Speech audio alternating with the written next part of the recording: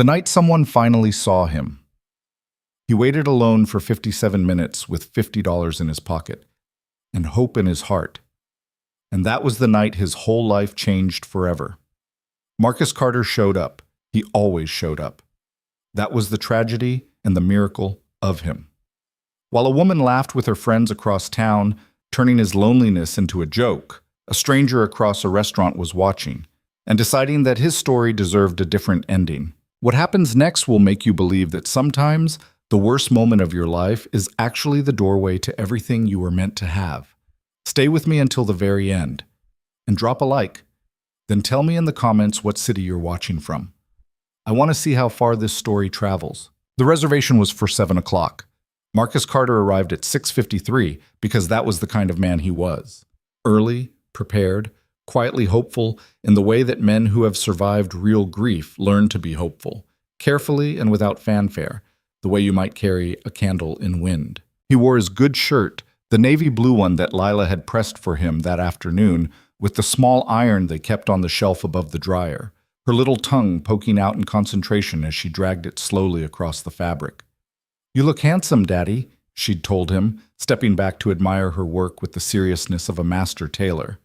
"You think so?" He'd turned for her, arms out. "Very handsome." She'd nodded once, decisive. "She's going to like you." He hadn't told her much, just that he was going to dinner with someone, a friend of a friend, someone named Dana who worked in marketing and liked hiking and had a dog named Biscuit.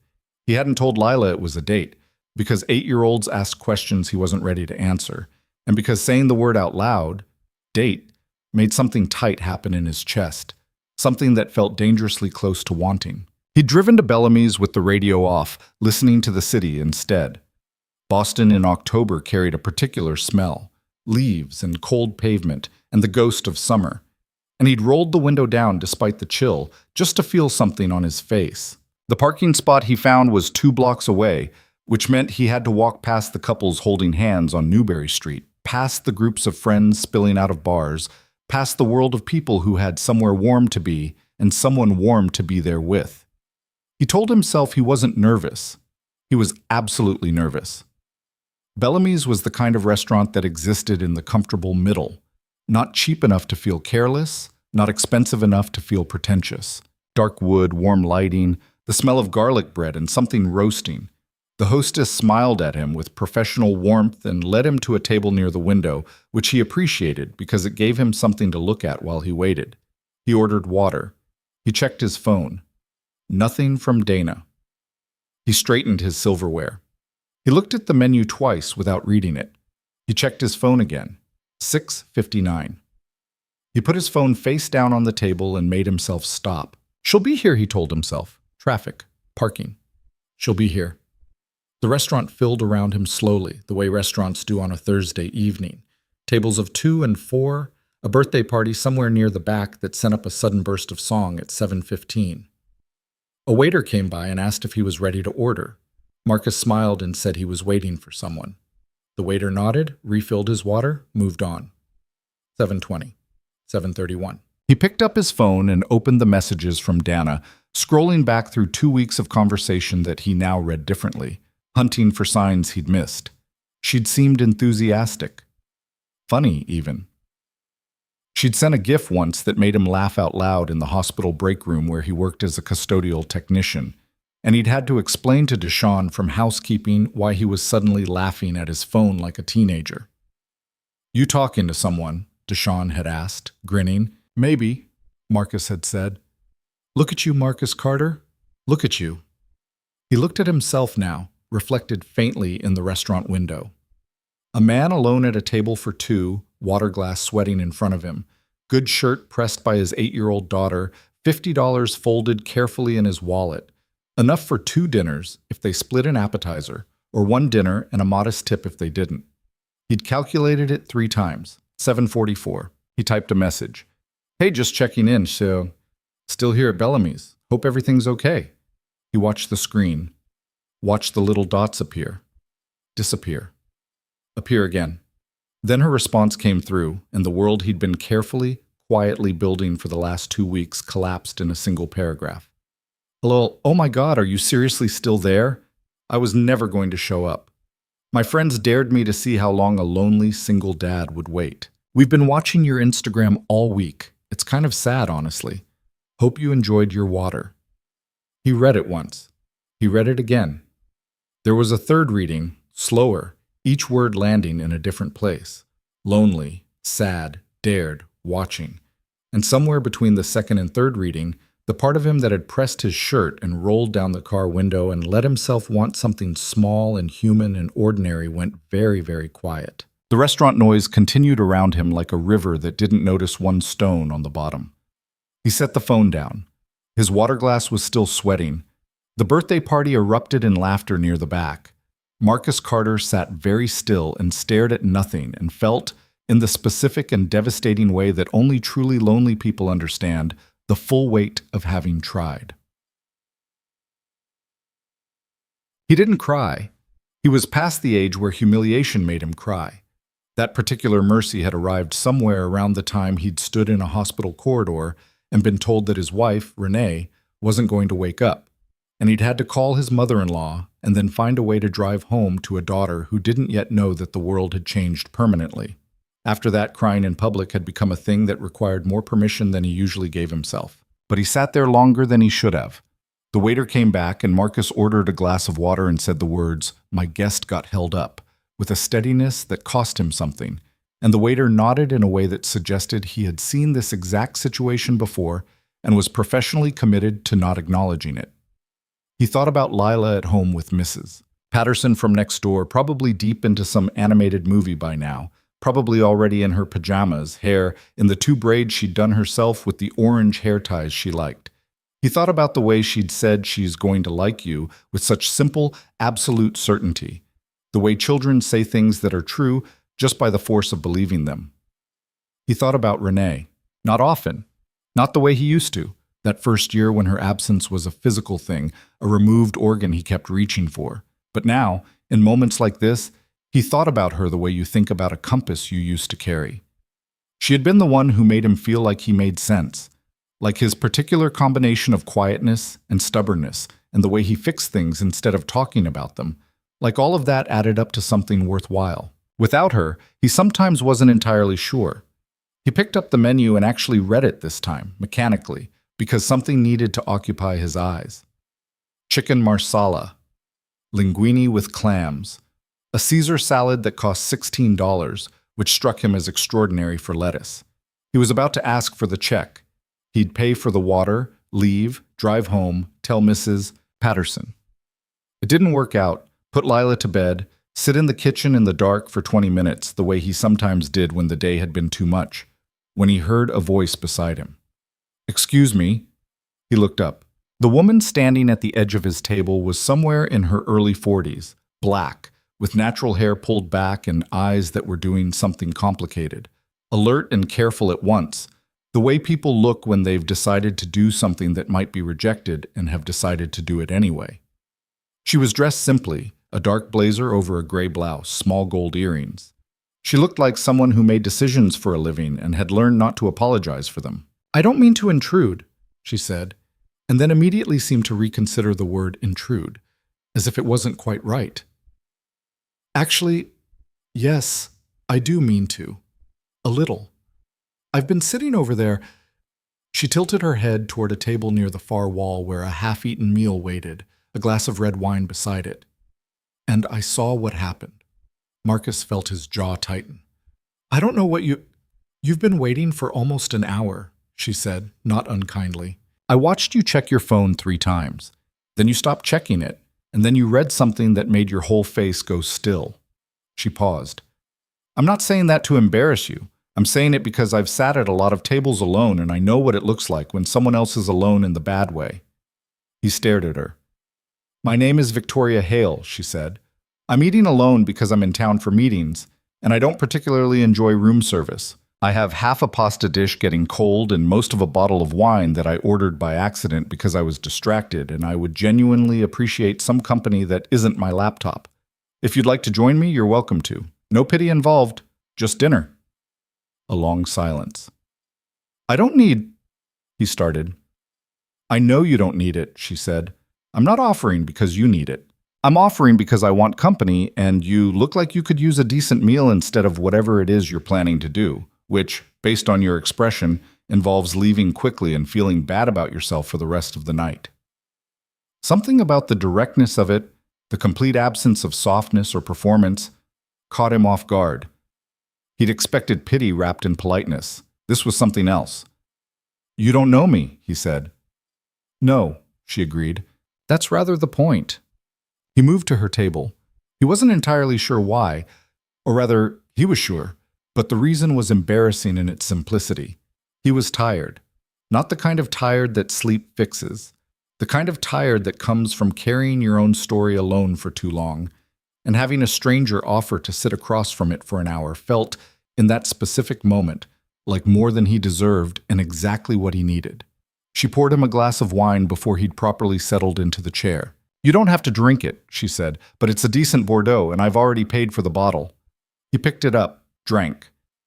It was, in fact, a decent Bordeaux, though he had no technical framework for knowing that. It just tasted like something that cost more than he spent on a week of groceries, and it was warm going down, and right now warm going down was its own argument. "Marcus Carter," he said. "Victoria Hale." She'd already told him this, but she said it again like a reset, the beginning of something new rather than an extension of what had just happened. The waiter appeared with visible relief at this development and took Marcus's order. Chicken marsala, because it was in the middle of the menu, and that felt like the right choice, and refilled their waters and retreated. "So," Victoria said, settling back, hands curled around her wine glass, "do you want to talk about what happened, or would you prefer to pretend it didn't?" "Pretend it didn't," he said immediately. "Okay," she nodded. "What do you want to talk about instead?" "You pick." She considered this seriously. "What do you do?" "I work at St. Augustine's Hospital, Facility Services." He watched her face for the small adjustment people sometimes made at that, the recalibration of expectation. But her expression didn't shift at all. "What does that involve?" "Keeping the place running, maintenance, cleaning, equipment checks. I cover the 3rd and 4th floors mostly, cardiology wing." "That sounds genuinely important." "It is," he said, and then stopped, slightly surprised at himself for saying it without apology.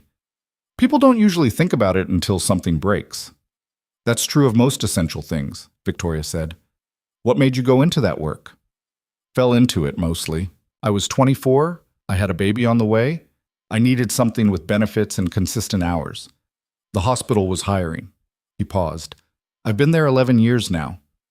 "Do you like it?"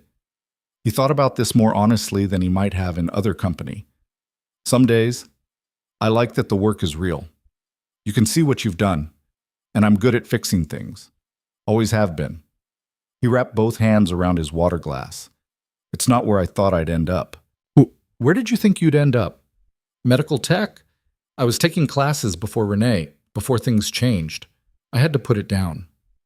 "Renee," she said quietly, not making it a question, leaving space. "My wife." He cleared his throat. "She passed 6 years ago. Brain aneurysm. She was 31. Victoria set her wine glass down carefully. "I'm sorry," she said, and it was the specific kind of sorry that wasn't trying to do anything except acknowledge. No fix attached to it, no follow-up reassurance. He appreciated that more than he could say. "It's been a while," he said, the way he always said it, not dismissing the grief but contextualizing it, placing it in time the way you might place furniture in a room you've learned to live in. "And the baby?" "Lila, she's 8 now." Something shifted in his face at the name. Not a smile exactly, but a relaxing, the way a fist opens. "She pressed my shirt tonight." Victoria looked at him. "She pressed your shirt?" "With the iron, very seriously. She said I looked handsome." He shook his head slightly. "Told me whoever I was going to dinner with was going to like me." Something moved through Victoria's expression that she didn't name. "She sounds like a remarkable kid. She's the only remarkable thing I've definitely gotten right." He said it plainly, without false modesty or performance, just as a simple accounting of what he knew. "Everything else I'm still working on. But Lila? Yeah, I got her right." The food arrived. The chicken marsala was better than expected. He noticed this with the specific gratitude of someone who hadn't eaten much since lunch. and they fell into a rhythm that surprised him, the way good conversation surprises you by not feeling like work. Victoria Hale, he learned, ran a company called Hale Solutions, a consulting and product development firm that worked primarily with healthcare systems and nonprofits to improve operational efficiency. She'd started it 12 years earlier with a business partner who'd eventually bought out and left, and she'd rebuilt it alone into something that now employed 47 people. She said this last part not with pride exactly, but with the matter-of-fact satisfaction of someone who has survived things and doesn't need applause for it. "You started it at 30?" he asked. 31. After I got laid off from the company I'd spent 6 years building someone else's dream for. She smiled, but it was a smile that had been through something. Getting fired was the kindest thing they ever did for me. I just didn't know it for about a year. What'd you do that year? Panicked, consulted for anyone who'd have me, ate a lot of cereal at 10 p.m., wrote a business plan I rewrote 14 times. She picked up her wine. The 14th version was the one that worked. What was different about it? She thought about this. I stopped trying to make it look like what other people expected a business to look like. And I started building something that actually solved a problem I personally understood. She looked at him. You said you were studying medical tech before things changed. Is that still something you want? The directness again, like a window suddenly opened. I think about it, he said carefully. That's not an answer. I know. He turned his fork over. Yeah, it's something I want. There's been a lot of reasons to not go back to it. There always are, she said. The reasons don't go away. You just decide whether you're going to move in spite of them or not. He looked at her. You make it sound simple. No, she said. I make it sound possible. Those are different things. She refilled his wine without asking. What reasons? He listed them. Time, money, Lila's schedule, the exhaustion of working full shifts and coming home to a child who needed him present, the age he'd be when he finished, the uncertainty of the job market, the loans. Victoria listened to all of it without interrupting. Then she said, Those are real. All of them. And none of them are the main thing. What's the main thing? You're afraid, she said simply, that you'll try and it won't work and you won't have the not trying as an excuse anymore. The restaurant moved around them. The birthday party had wound down. A couple near the window laughed at something private. That's, he started. Am I wrong? A long pause. No, he said. You're not wrong. Mambots. They stayed until almost 10 o'clock, which surprised them both. The check came and Marcus reached for it automatically. Old reflex, habitual. And Victoria put her hand flat on the table beside it. I invited you, she said, and I have a company card. I can... Marcus. She said his name for the first time, and there was something in the saying of it, the ease of it, that made him stop. Let me get the check. Next time you can argue about it. Next time. He chose not to examine that phrase too closely. Outside, the October air had sharpened into something that announced winter was serious about arriving. They stood on the sidewalk in front of Bellamy's, coats buttoned, the restaurant's warmth at their backs. Thank you, he said. I don't know exactly what to call what you did. Dinner, she said. You know what I mean. She did. He could tell from the small, real smile that replaced the precise professional one she'd been wearing most of the evening. You would have been okay either way, she said, but being okay alone is harder. You shouldn't have to do it as often as you probably do. He didn't have a response to that, because it was the most accurately said thing anyone had said to him in years. I'm in Boston until Friday, she added. I have a meeting tomorrow morning, and then the rest of the day is mine. If you're not working, and you'd like to, I walk the river path in the afternoon. Sometimes having someone to walk with is the difference between a walk being pleasant and it just being exercise. What time? 2 o'clock, the Esplanade, the bench near the Arthur Fiedler statue. He looked at her. Yes or no, Marcus? No pressure either way. Yeah, he said. 2 o'clock. She nodded once, like a decision confirmed, and held out her hand. He shook it. Her grip was firm and brief. Good night, she said. Good night, Victoria. He walked back toward his car through the October cold with his hands in his pockets and the strangest sensation in his chest. Not the tight wanting from before, not the collapsed feeling from the middle of the evening, but something different. Something he couldn't immediately name. He got in the car and sat for a moment before starting the engine. Then he realized what it was. It was the feeling of having been seen. Not fixed, not rescued, not pitied, just seen. Accurately and without flinching and without looking away. He hadn't felt that in 6 years. He drove home through the Boston streets, which were quieter now, the city doing the things cities do late at night when they relax into themselves. Mrs. Patterson had fallen asleep on the couch with the television running, which he'd expected. He paid her exactly for this. The gentle collapse of a 70-year-old woman who loved Lila like a grandchild and had no objection to dozing. He covered her with the throw blanket from the arm of the couch and turned the television to something soft.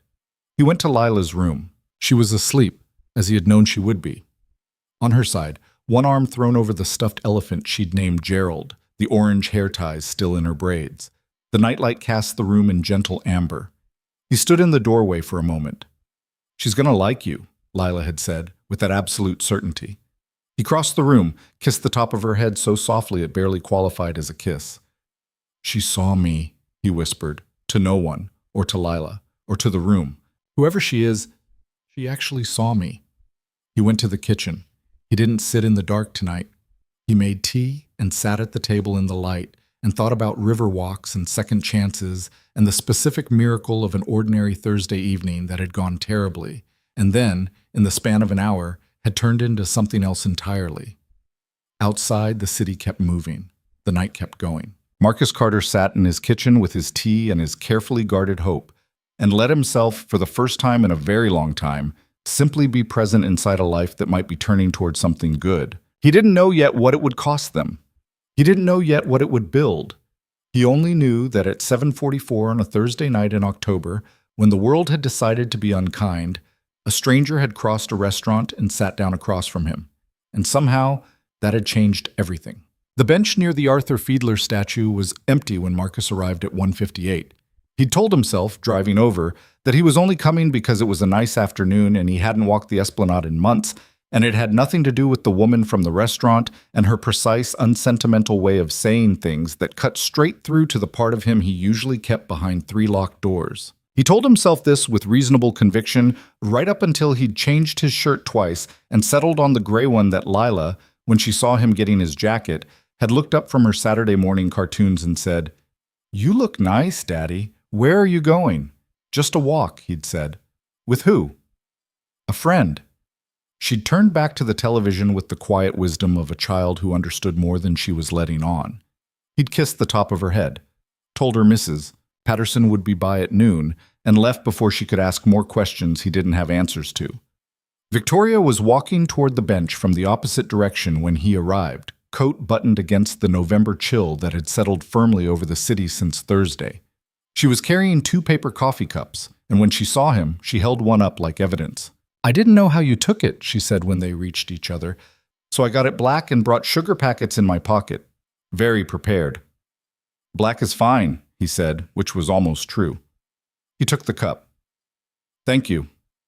They fell into step without ceremony, the way people do when they've already decided to stop performing and just exist in the same space. The Esplanade stretched alongside the Charles River, the water gray and silver under the November sky. A few committed joggers and dog walkers moving along the path. The city skyline sat across the water like a postcard of itself. "How was your meeting?" Marcus asked. "Productive? Long. There's a hospital system here considering a full operational restructure, and they want us to consult on the rollout." She sipped her coffee. 3 hours of PowerPoint, and then 40 minutes of everyone saying what they actually thought once the VP left the room. That's how meetings work. That's exactly how meetings work. She glanced at him sideways. "How are you?" The question was specific, pointed at Thursday evening, not at the general state of things.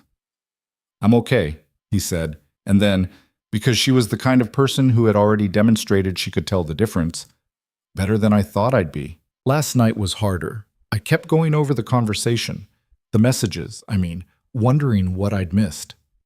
"You didn't miss anything," she said flatly. That kind of cruelty doesn't leave signals. It's designed not to. I know, doesn't stop the brain from looking. No, she agreed. It doesn't. They walked a few minutes in silence that didn't need filling. A golden retriever bolted past them after a tennis ball, owner jogging behind with the resigned energy of someone who'd accepted they were the dog's employee rather than the other way around. Victoria laughed, sudden and genuine, surprised out of her, and the sound of it did something unexpected to the November air. Lila wants a dog, Marcus said. What kind? Any kind. Every kind. We were at a pet store 6 months ago, picking up fish food for the class fish she's babysitting for the summer, and she stood in front of the puppies for 20 minutes without moving, just watching them, completely still. He shook his head. She didn't ask. That's the thing. She knows we can't right now, so she just looked, and then she came and found me and said, "Okay, I'm ready," and we got the fish food and left. Victoria was quiet for a moment. That's a lot of restraint for an 8-year-old. She's had practice, he said, simply, and they both understood what he meant, and neither of them pressed it. Tell me about her, Victoria said. Lila. It was the right thing to ask. He knew it immediately because of what happened to his voice. It warmed, shifted register, lost the careful flatness he used when talking about most things. He talked about Lila the way most people talk about the one subject they've never once been self-conscious about, freely. He told Victoria about the way Lila had taught herself to read at 5 by following along in books while he read to her aloud. Suddenly, one night, just reading independently, mid-chapter, taking over, as if she'd decided she was ready and hadn't thought to tell him in advance. He told her about the science fair project on ocean ecosystems that had taken 3 weekends and a truly unreasonable amount of blue poster board. About the way she settled arguments by going very still and quiet, which she'd gotten from Renee, who had done the same thing, and which still sometimes caught him off guard when he saw it move across Lila's face like a shadow. She sounds like Renee in other ways too, Victoria said. Yeah. He turned his coffee cup in both hands. Scares me sometimes. The good kind of scared, like watching something precious that you know you can't fully protect. Is that how you feel about her? That you can't fully protect her? Every day, he said. Every day I wake up and the first thing I think about is whether I'm enough, whether what I can give her. Just me, one person, limited hours, limited money, limited, He stopped. Sorry, that's... Don't apologize, Victoria said. It's a lot. It's honest. I prefer honest. She looked out at the river. Do you think you're enough? He was quiet long enough that a jogger passed them and a cyclist rang a bell somewhere down the path. I think I'm what she has, he said finally, and I think she's okay. So maybe those two things together add up to enough. I'm not sure. For what it's worth, Victoria said, from what you've described, the fish food, the dog, the pressed shirt, she sounds like a child who is deeply loved and knows it. That matters more than you might realize. He didn't answer, but something in his posture changed. A fraction of weight redistributed. They walked the full length of the Esplanade path and back again without planning to, talking the way people talk when the conversation keeps finding new rooms to open. She told him about growing up in Philadelphia, the second of 4 kids, her mother who'd worked as a hospital administrator, and her father who'd taught high school mathematics for 30 years. She told him about the specific silence of the week after her business partner left, sitting at a desk that suddenly felt enormous, trying to decide if the thing she'd built was still the thing she wanted to build without him. What made you decide to keep going? Marcus asked. Spite, she said, completely serious. And then, once the spite ran out, genuine conviction. She glanced at him. But I'll tell you, spite got me through the first 4 months. Don't underestimate spite as a motivator. He laughed, actual and unguarded. It surprised him how easy it was. They stopped eventually at the bench where they'd planned to meet, both of them pausing as if recognizing an unspoken endpoint. The afternoon had moved further than either of them had accounted for. The light over the river had shifted into the low amber of late afternoon. I should get back, he said. Mrs. Patterson has a thing tonight. Of course. She finished the last of her coffee. Marcus. He looked at her. The medical technician program at Northeastern, they have an evening track. 18 months. I'm not saying go tomorrow. I'm saying look it up. He held her gaze for a moment. You looked it up. I was curious. She didn't apologize for it. Why? She seemed to consider several answers and choose the simplest. Because you mentioned it last night like something you'd already half decided to give up, and I don't think you should. She tucked her empty cup under her arm and held out her hand. It was a good walk. He shook it. Her grip, same as before, firm and brief. Yeah, he said. It was. He watched her go and then turned toward his car and thought about Northeastern and evening tracks and 18 months and the particular strange vertigo of a door you'd decided was closed, opening just slightly, just enough to show you there was still light on the other side. He looked it up that night. He sat at the kitchen table after Lila was in bed, the laptop open, and he looked up the Northeastern Evening Medical Technician program. He read the admission requirements twice. He read the tuition information, which made him close the laptop and then reopen it.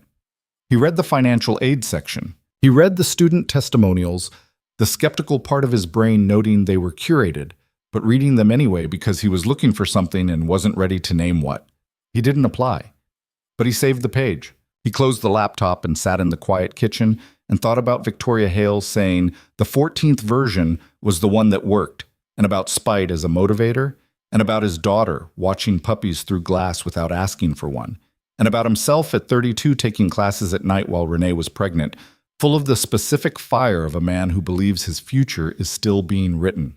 It hadn't been closed. He'd closed it himself, quietly, gradually, with each year that was too hard and each month that cost too much, and each evening that left him too empty to add anything new. He could open it again. Maybe.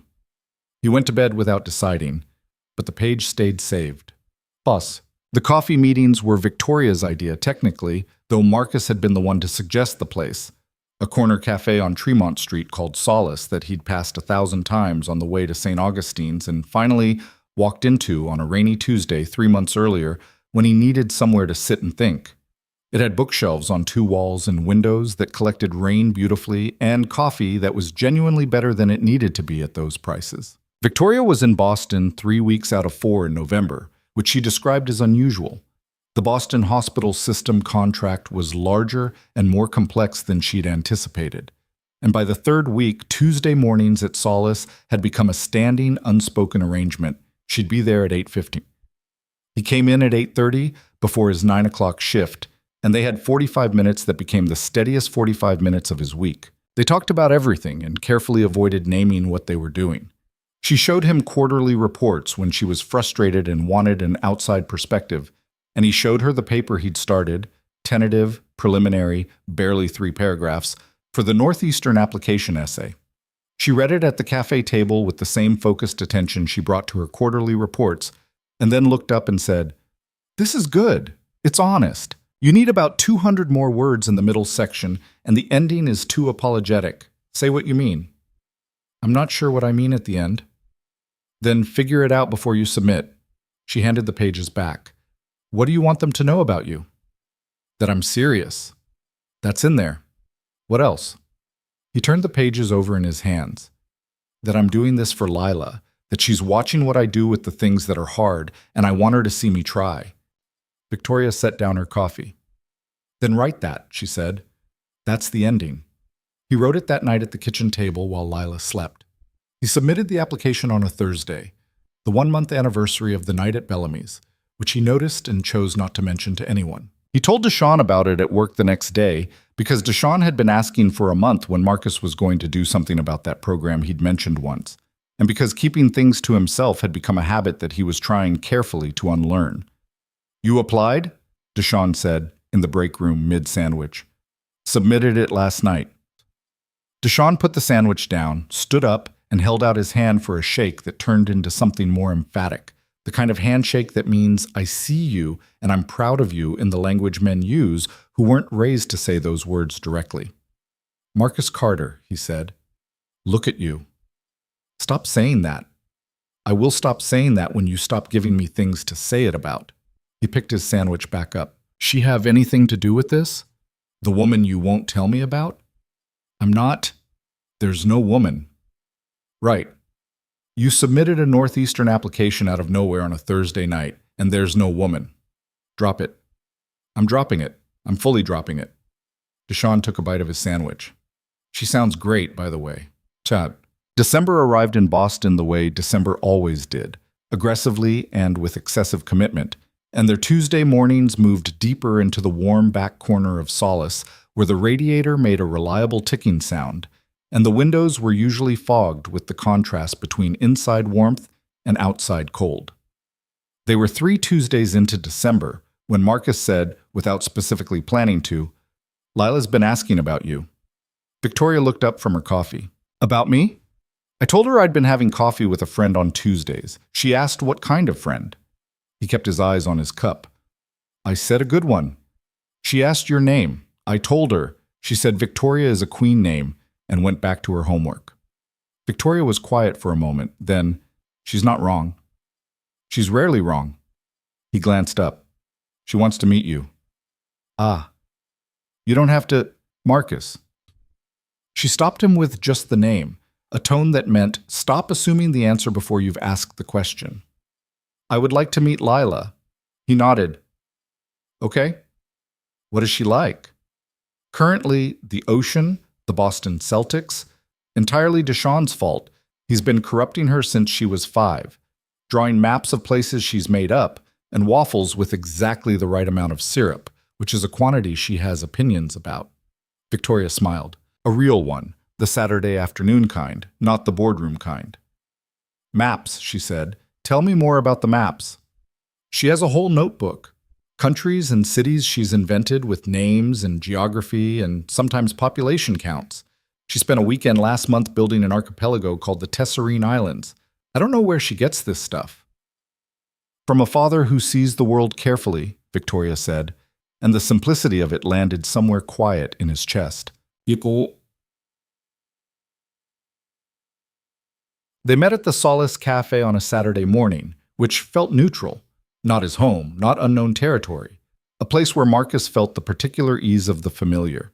He arrived first, as always, with Lila in her red winter coat and orange hat, her notebook tucked under her arm because she went almost nowhere without it. She sat across from him with her hot chocolate and looked at the door with the patient alertness of a child on an important occasion. Victoria came in at 9:30. She spotted them immediately and walked over, and Marcus watched Lila watch Victoria with the calibrated, ancient-seeming evaluation of a child who has learned to read adults more carefully than most adults realize. "You must be Lila," Victoria said, sliding into the chair across from her. "You must be Victoria," Lila said, with the gravity of a diplomat. "I am." Victoria settled her coat, ordered a coffee from the passing server, and turned back to Lila with full attention. "Your father tells me you make maps." Lila's expression shifted, fractionally, but Marcus saw it.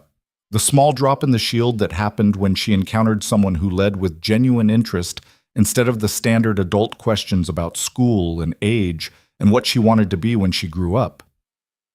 "Yeah," Lila said. "Can I see?" Lila glanced at Marcus, who gave a small nod, and she slid the notebook across the table. Victoria opened it. She didn't flip through it the way most adults did, cursorily, complimentary, ready to hand it back. She looked. She turned pages slowly, and she looked at the details. The Tesserine Islands, a mountain range called the Veridon Peaks, a city called Soul Haven with a harbor district and a market street and a note that said, "Population, 4,200, mostly fishers and one very important lighthouse keeper." "Who's the lighthouse keeper?" Victoria asked. Lila blinked. No adult had ever asked her that. "Her name is Marin," she said carefully. "She's been there for 40 years. She knows every ship captain by name." "What's she like?" "Quiet," Lila said. "But not the sad kind of quiet, the kind where she's always paying attention." Victoria looked up from the notebook and met Marcus's eyes briefly over the table. He looked away first. "Marin sounds like someone worth knowing," Victoria said to Lila, sliding the notebook back with the care you'd give a real atlas. Lila studied her. "Do you like the ocean?" "Very much. Daddy and I went to Cape Cod in August. We saw a seal." "What did the seal think of you?" Lila considered this with full seriousness. "I think it thought we were okay. It stayed for a while before it swam away. She paused. It came back. So, Victoria agreed. They stayed for an hour and 40 minutes. Lila drew Victoria a map, small, careful, a street map of a town called Amberwick, and wrote for V in the bottom corner in her precise third-grade handwriting and slid it across the table before she put her coat on. Victoria folded it with the solemnity of someone receiving something valuable and tucked it in the inner pocket of her blazer. In the car on the way home, Lila sat in the back seat and looked out the window, and after 4 minutes said, "I like her." "Yeah?" She listened. Another pause. Real listening, not pretend listening. "She does that," Marcus agreed. Lila was quiet. Then, in the voice she used when she was saying something she'd decided was important, "You could be her friend, Daddy, a real one. She's the kind." He kept his eyes on the road. "We are friends, Bug." "I know." Another window-gazing pause. "I meant a real one." He didn't answer. The Boston streets moved past them. The city was doing its winter thing, holiday lights and cold and the specific gray-blue of a December Saturday, everything both ordinary and slightly charged with the season. He thought about what real meant in the language of an 8-year-old. He thought he probably knew. Yes. The Northeastern acceptance came in January on a Tuesday, which meant he found out at Solace. He'd been checking his email more than was reasonable for 2 weeks, and that morning it had arrived. A formal letter with the university seal and the word congratulations in the first sentence, and he'd read it twice in the break room at St. Augustine's, and then driven to Solace in a state that wasn't quite believing yet. He told Victoria by sliding his phone across the table with the email open. She read it, looked up. "Marcus," she said. "I know. I know." She pushed the phone back, and then she reached across the table and covered his hand with hers, briefly, 2, 3 seconds, and pulled it back. "You did that," she said. "That application, those essays, that decision. You told me the ending was too apologetic. I edited. You wrote it." She picked up her coffee. "When do you start?" "February? Evening track. Tuesday, Thursday, and 1 Saturday a month." "That's a full schedule on top of shifts." "Yeah." He leaned back.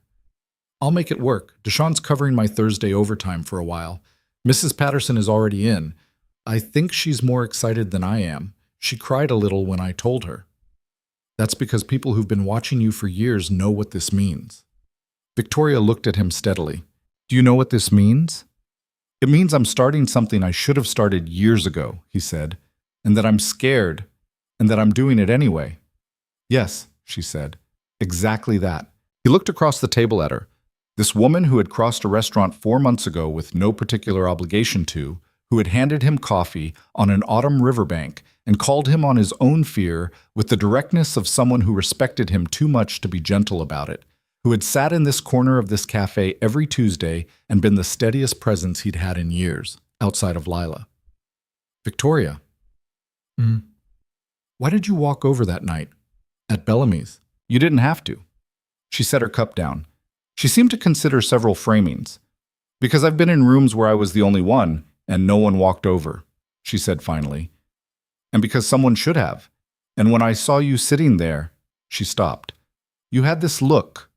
Not self-pity, not anger. Just this particular stillness of someone deciding whether to keep going or not." She held his gaze. "I didn't like what it might mean if no one interrupted it." He nodded slowly. "So it wasn't pity. I told you that first night. No." "What was it?" A pause. The radiator ticked. The cafe moved quietly around them. "Recognition," she said. "I recognized you. Someone trying very hard, alone, for a long time." She lifted her coffee. "I know that person very well." He understood in that moment something that he hadn't let himself fully understand yet, that whatever was building between them wasn't the simple thing it had started as, the kindness of a stranger, the gratitude of the rescued. It had become something with its own weight and architecture, something that was going to require honesty about what it was. He wasn't ready to say that yet, but he was done pretending he didn't know it. "The Celtics have a home game Friday," he said. because that was the first solid thing he could find. Lila would riot if I didn't mention it might be worth seeing. She's been tracking their season record in a spreadsheet Deshaun helped her set up. A spreadsheet. She's 8 going on extremely competent adult. Victoria smiled. I would like to see the Celtics game. Yeah? If the invitation is real. It's real. She nodded once, picked up her coffee. Outside the window, Boston was doing its January thing, cold and gray and committed. But inside Solace, in the back corner by the ticking radiator, something warm was very deliberately choosing to stay. February brought the first class. Marcus sat in a northeastern classroom at 6:15 p.m. on a Tuesday, surrounded by people a decade younger and some his age, notebooks open. The particular smell of an educational building at night, coffee and institutional heating, and the low-level electricity of people trying to change their circumstances. The professor was a small, precise woman named Dr. Yuen, who opened the class by saying, "You're all here because you've decided something. That decision is already the hardest part. Everything else is just work." Marcus wrote it down. He texted Victoria at 9:15 when the class let out, "First one done, she's right. It's just work." The reply came back in under a minute. "You're going to be excellent at it. Also, Lila texted me from your phone 3 weeks ago to give me her personal assessment of every Celtics player. I've been meaning to tell you." He stopped on the sidewalk outside Northeastern, January air sharp against his face. She did what? Ranked them. Gave each one a rating out of 10 and brief character notes. Jaylen Brown got a 9. She wrote, "Reliable and doesn't show off unnecessarily." I'm going to talk to her about phone privileges. Please don't. It was the best thing that's happened to my inbox in months. He stood there on the sidewalk, reading those words on his phone screen, the winter air around him and the class behind him and his daughter texting NBA analysis to the woman he was almost certain, he was falling in love with, in the careful, serious, fully awake way that a man falls in love when he's old enough to know what it costs and what it's worth. He put his phone in his pocket. He walked to his car. He drove home through the Boston streets, through February's particular darkness, and thought about how a single terrible night could break in 2 directions at once. One toward the thing that was supposed to happen and didn't, and one toward the thing that was never supposed to happen and did. He thought about Lila, already asleep. He thought about Victoria, somewhere across the city, reading about the Celtics in her hotel room. He thought about Dr. Yuen. The decision is already the hardest part. Everything else is just work. He was doing the work. For the first time in 6 years, he was doing all the work at once. The school work, the fathering work, the shift work, and the quiet, necessary, terrifying work of letting someone back into the space where Renee used to be. Not to replace her, never that. But because the space was real, and he was real, and Victoria Hale was the most real person he'd encountered in years, and Lila had looked out a car window and said a real one with the certainty of a child who knows what matters. He parked the car. He sat in it for a moment. Then he went inside, kissed his daughter's forehead, and stayed up until midnight reading the first chapter of his medical technology textbook at the kitchen table. The house quiet around him, the future assembling itself one ordinary evening at a time. Spring came to Boston the way it always did. Reluctantly, in fits, a warm week followed by a cold snap that made everyone feel personally betrayed. Then finally, stubbornly, the real thing arriving in late April like someone who'd been arguing at the door for 2 months and finally won the argument. The trees along the esplanade went from bare to tentative to suddenly recklessly green, and Marcus noticed this on his Tuesday morning walks. Yes, still walking, though Victoria was no longer reliably in Boston every week, with the particular attention of a man who has started paying closer attention to the world around him because the world has started giving him reasons to. The months since February had built something, not quietly, exactly. Nothing about falling in love is truly quiet, even when it happens in coffee shops and river walks and Celtics games where Lila sat between them eating popcorn and providing running statistical commentary that Victoria listened to with what Marcus had come to recognize as her real attention, the kind that wasn't performance, but steadily. The way a structure is built, load-bearing piece by load-bearing piece, each one depending on what came before. He'd said it first, which surprised him. He'd expected to be the one who waited longer, the one who needed more certainty, more evidence, more time. He was wrong about that. It was a Sunday in March, a cold Sunday that had no ambitions toward spring yet, and they'd been cooking dinner at his apartment. Victoria's idea, she'd proposed it with the same directness she brought to everything. "I'd like to cook dinner at your place, if that's all right. Lila can help me and you can stay out of the way and be in charge of the bread." And Lila had been in charge of the mushrooms, which she was slicing with enormous concentration, while Victoria stood beside her demonstrating technique with a patience that Marcus kept having to look away from because looking at it directly felt like too much. He'd been cutting bread at the counter. He was in fact very good at the bread. When Lila had said, without looking up from her mushrooms, "Victoria, do you like living in hotels?" "Not particularly," Victoria said. "I prefer having a kitchen." "We have a kitchen," Lila observed. A beat. Victoria glanced at Marcus, who kept his eyes on the bread. "You do," Victoria agreed. "It's a very good one." "The oven is a little slow," Lila said, informational. "Daddy always adds 10 minutes to everything it says." Another mushroom. "But it smells good in here when something's cooking. I think that's the most important thing about a kitchen." "I think you're right," Victoria said. Later, after dinner, after Lila was in bed with Gerald the elephant and the orange hair ties she still wore even in sleep, Marcus and Victoria had sat at the kitchen table with the last of the wine she'd brought, and the dishes were done, and the apartment had that specific warmth and slight disorder of a home that has recently held a good evening, and he'd looked at her across the table and said it. "I love you." He said it the way he did most important things, directly, without preamble, without circling. Not a question, not a test, just a true thing that needed to be said because the keeping of it was beginning to cost more than the saying. Victoria had looked at him for a long moment. Her expression did the complicated thing, the one that lived between control and honesty, the one he'd learned to read as her truest face, the one that appeared when she'd decided not to manage herself. "I know," she said. "I've known for a while." "That's not an answer." "No." She turned her wine glass once. "I love you too, Marcus. I've been trying to be careful about it." "Why careful?"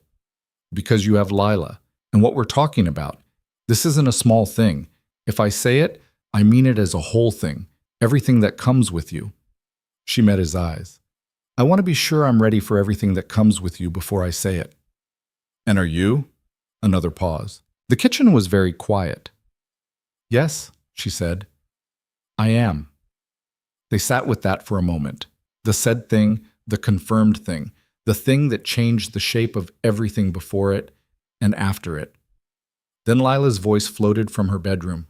"You guys are being really quiet out there." Marcus called back. "We're talking." "About what?" "Grown-up things." A pause. Then, "Okay, but can someone bring me water? I'm thirsty." Victoria laughed first, and then he did. And he got up to get Lila her water, and Victoria sat at his kitchen table in the apartment that smelled like mushrooms and good bread. And when he came back, she was still there, and she was still smiling, and that, the still being there, the still smiling, was everything. Oh. The news about San Francisco arrived on a Tuesday in May. Marcus was at Solace, textbooks spread across the table. He'd gotten into the habit of using their morning hour for studying. With Victoria's willing participation, she reading reports while he reviewed diagrams and terminology, the companionable parallel work of two people who were comfortable in each other's silence. He was deep into a chapter on cardiac monitoring equipment when she set down her tablet. The way she set it down, not pushed aside but placed deliberately, made him look up. "Tell me," he said. She took a breath. "The West Coast expansion." She'd mentioned it before. A division of Hale Solutions had been developing a partnership with a network of West Coast healthcare systems, ambitious, larger than anything she'd undertaken in terms of geographic scope. The board approved full rollout yesterday. The San Francisco office opens in September. He kept his eyes on her face. "You need to be there." "To launch it properly?" "Yes." She was precise about it, no softening. "A year, minimum. Probably closer to 14 months. The cafe moved around them the same way it always had. The radiator still ticked, though warmer now, the windows showing May sunshine instead of January fog. But something in the air at their corner table had changed pressure. "September," he said. September. He closed the textbook. Okay. Marcus, I'm not angry, he said, because he wasn't. That was the honest truth, and the anger would have been easier. He stopped, finding the word. I'm trying to figure out what we do with this. I've been thinking about it since Friday, she said. I wanted to have something useful to say before I told you. And I don't know yet. Which from Victoria, who always had frameworks, who always had the 14th version of the plan, was its own kind of statement. What I know is that I'm not walking away from this. She gestured between them, the small, precise gesture that meant us, this, what we are. And I'm not walking away from the company I spent 12 years building. I need you to know both of those are true before we figure out the rest. He was quiet for a long time, hands flat on the table on either side of the closed textbook. You said a year, he said finally. At minimum. Lila's in 3rd grade. She'll be going into 4th and then 5th. He turned this over. I can't move her. Her school, Mrs. Patterson, Deshawn. This city is her whole world right now. I know. And I'm 8 months into the Northeastern program. I'm not stopping that. I wouldn't ask you to. So, he looked at her. Long distance. The words sat between them, neither small nor comfortable. Long distance, she confirmed. He stood up, not in anger, just needing to move. He went to the window and stood there a moment, looking at Tremont Street in its May brightness, people moving, the world doing its ordinary thing. I've done hard things, he said to the window. I raised a child alone. I worked overnight shifts for 2 years when the hospital was short-staffed. I sat with my wife while she... He stopped. I know how to do hard things. I know you do. He turned back. What I don't know how to do is pretend it'll be easy. It won't. No, she agreed. It won't. He came back to the table, sat down, looked at her with the full, unflinching attention that was his most characteristic form of honesty. Are we strong enough? Victoria held his gaze. I think that depends on whether we decide to be. That's not a yes. No, it's a more honest answer than yes. She reached across the table, the same gesture from the Northeastern morning, hand over hand, brief and grounding. I think we're worth finding out. He turned his hand over and held hers properly for the first time there at the cafe table in May. Okay, he said. Okay? We find out. Now, they told Lila together on a Saturday morning, sitting at the kitchen table with waffles, because Lila processed most things better with exactly the right amount of syrup involved. Marcus had thought about how to frame it, had rehearsed versions that were age-appropriate and honest without being frightening, and then Victoria had quietly suggested they just tell her the truth and trust her, which was, Marcus reflected, consistently Victoria's best advice about Lila. I have to move to San Francisco for a while, Victoria said. For work. About a year. Lila had her fork. She set it down, looked at Victoria, then Marcus, then Victoria. Are you coming back? She asked. Yes, Victoria said, without hesitation. You're sure? I'm sure. Lila picked her fork back up and cut a careful piece of waffle. Will you call? Every day if you want me to. Another piece of waffle. Marcus watched his daughter process this with the stillness she'd gotten from Renee. The going quiet that meant she was taking it seriously, not dismissing it, not performing being okay about it. I don't want you to go, Lila said. Matter of fact. Not a manipulation, just the truth stated plainly, the way she said most true things. I know, Victoria said. I don't want to leave you either. She said you, Lila specifically, not you both, not Boston. Marcus noticed. Lila noticed too. But you're going anyway, she said. Yes. Because it's important. Yes. Lila looked at her for a long moment. That ancient, calibrated child assessment, the one that had read Victoria accurately from the first morning at Solace. Okay, she said finally. But you have to bring me something good. Not a magnet. Something real. Name it, Victoria said. Lila thought. A map. A real one. Of San Francisco. And you have to mark where you live on it. Done. And you have to tell me what the ocean looks like from there. The Pacific is different from ours. I've been reading about it. I'll describe it in detail, Victoria promised. Okay. Lila resumed eating her waffles with restored appetite. Then, after a moment, you should come back, Victoria. We need you. We, she'd said. Not I, not Daddy. We. Marcus looked at the ceiling briefly, looked back down. I'll come back, Victoria said quietly. That's a promise. The summer was its own particular education in what love looks like when it's working against something. Marcus finished his spring semester with 2 A's and a B+ that he was unreasonably proud of, given that he'd written the final paper for that class in the break room at St. Augustine's between 2 overnight shifts. Deshawn had found him at 3 a.m. hunched over a laptop with 2 energy drinks and a textbook, and had said, with great feeling, Marcus Carter, you are the most stubborn man I have ever met, and I mean that with complete admiration. Go away, Deshawn.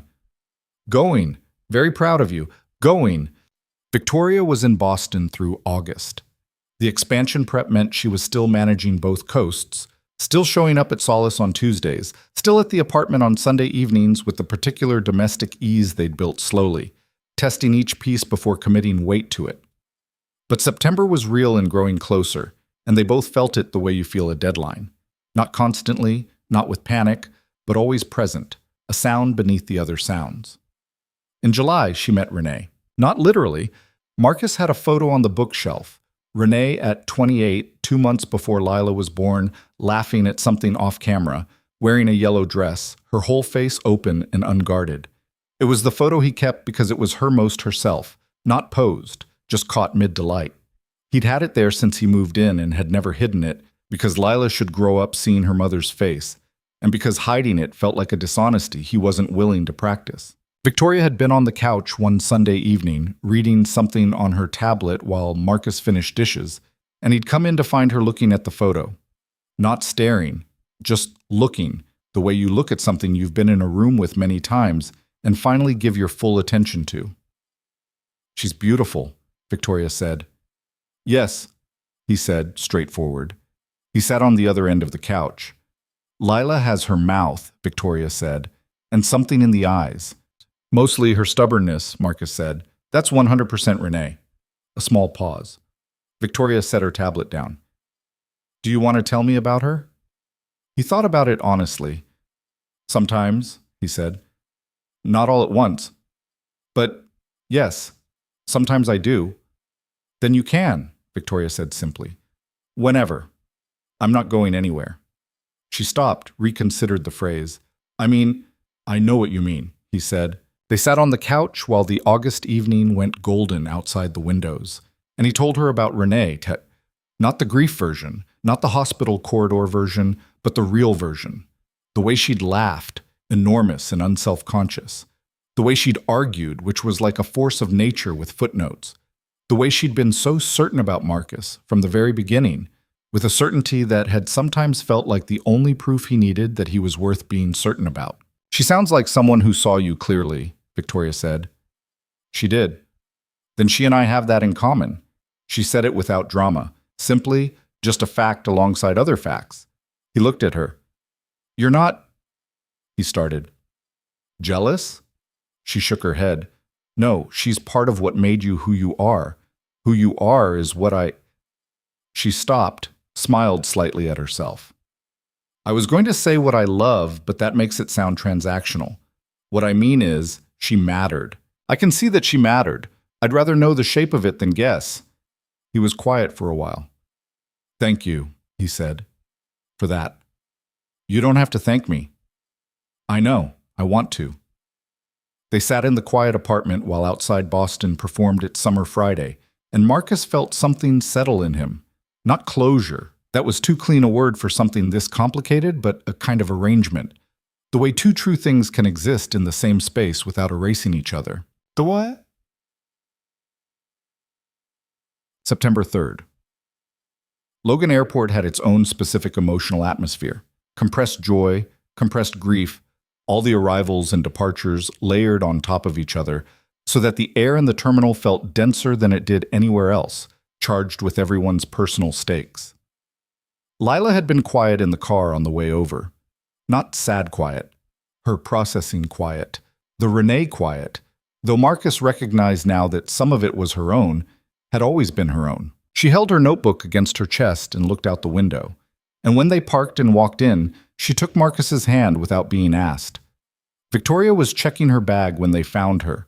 She turned, and the airport lighting caught her face at the moment she saw them both, and Marcus filed that expression, that particular combination of love and cost and resolve somewhere permanent. "You made it," she said. "We made it," Lila said. Victoria crouched down to Lila's level, which she never did in a performance way, only when it was the right choice logistically. "I have something for you." She reached into her carry-on and produced a small box. Inside, a compass, brass old-fashioned, real. The needle swung toward north and steadied. "So you always know which way things are," she said. Lila examined it with complete seriousness. "This is a real one." "It's a real one. Not a magnet." "Definitely not a magnet." Lila closed the compass, held it in both hands. "I'll keep it on my desk," she said, "next to the maps." She hugged Victoria then. Sudden, complete, her small arms going around Victoria's neck and staying there. And Marcus watched Victoria close her eyes briefly, her arms going around Lila, and he had to look at the airport ceiling for a moment. When Lila stepped back, she was composed.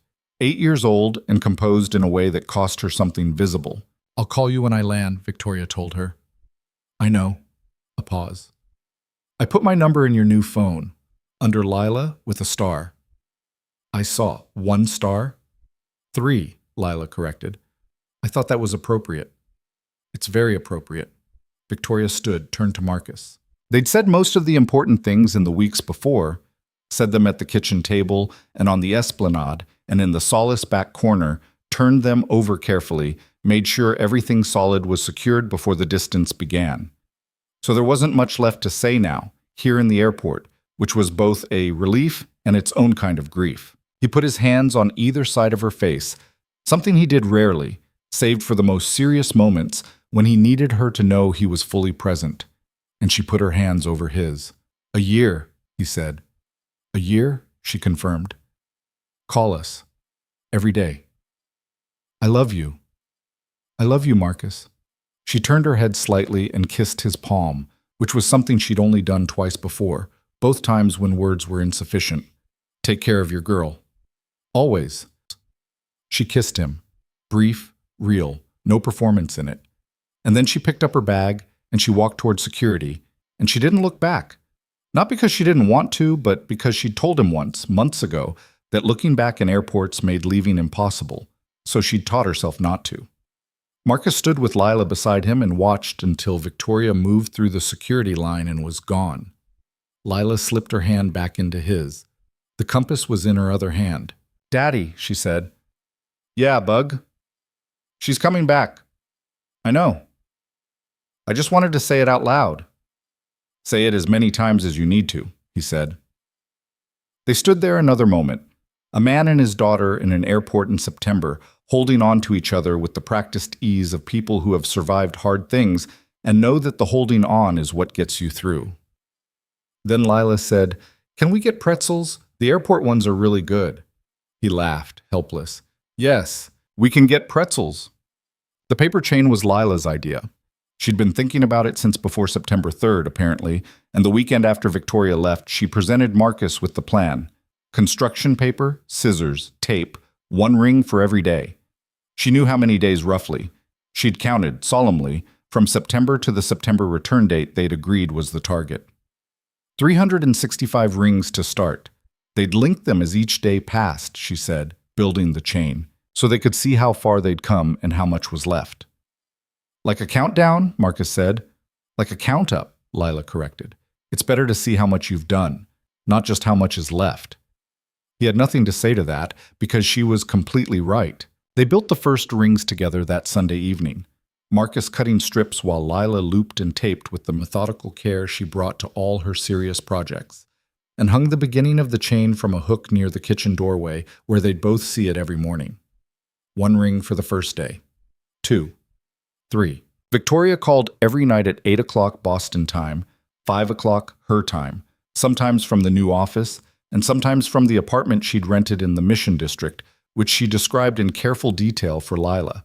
The bay windows, the neighborhood farmers market 2 blocks over, the sound of a particular cable car that went past every morning. She sent photos. Lila printed her favorites and put them on her bulletin board beside the maps. "What does the ocean look like?" Lila asked on the 4th night. "Different," Victoria said through the phone speaker on the kitchen table while Marcus finished dishes. "It's darker here. The Atlantic feels closer to the city somehow, even when it isn't. The Pacific feels bigger, like it goes further back." "It does go further back," Lila said. "It's the largest ocean, almost twice the Atlantic. That explains it." "Does it feel lonely?" Lila asked. A pause. "Sometimes," Victoria said. "In the evenings, mostly. In the mornings, there's too much to do." "We're doing a chain," Lila said. "A paper one. 1 ring for every day. We have 7 now." "Tell me about it." Lila described it in full, and Marcus dried his hands and leaned against the counter and listened to his daughter explaining paper chains to the woman he loved across 3,000 miles of country, and felt the distance as a physical thing, an actual weight distributed across the chest, the particular gravity of love that is currently separated from its source. But also this, Lila's voice, animated and exact. The kitchen, warm and familiar. The chain by the doorway, 7 rings and counting. They were doing the work.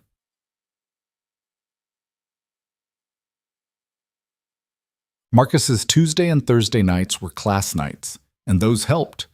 There was no room in the focused labor of a medical technology program for prolonged aching, which he suspected was partly why Dr. Ewan had designed the curriculum with such relentless momentum.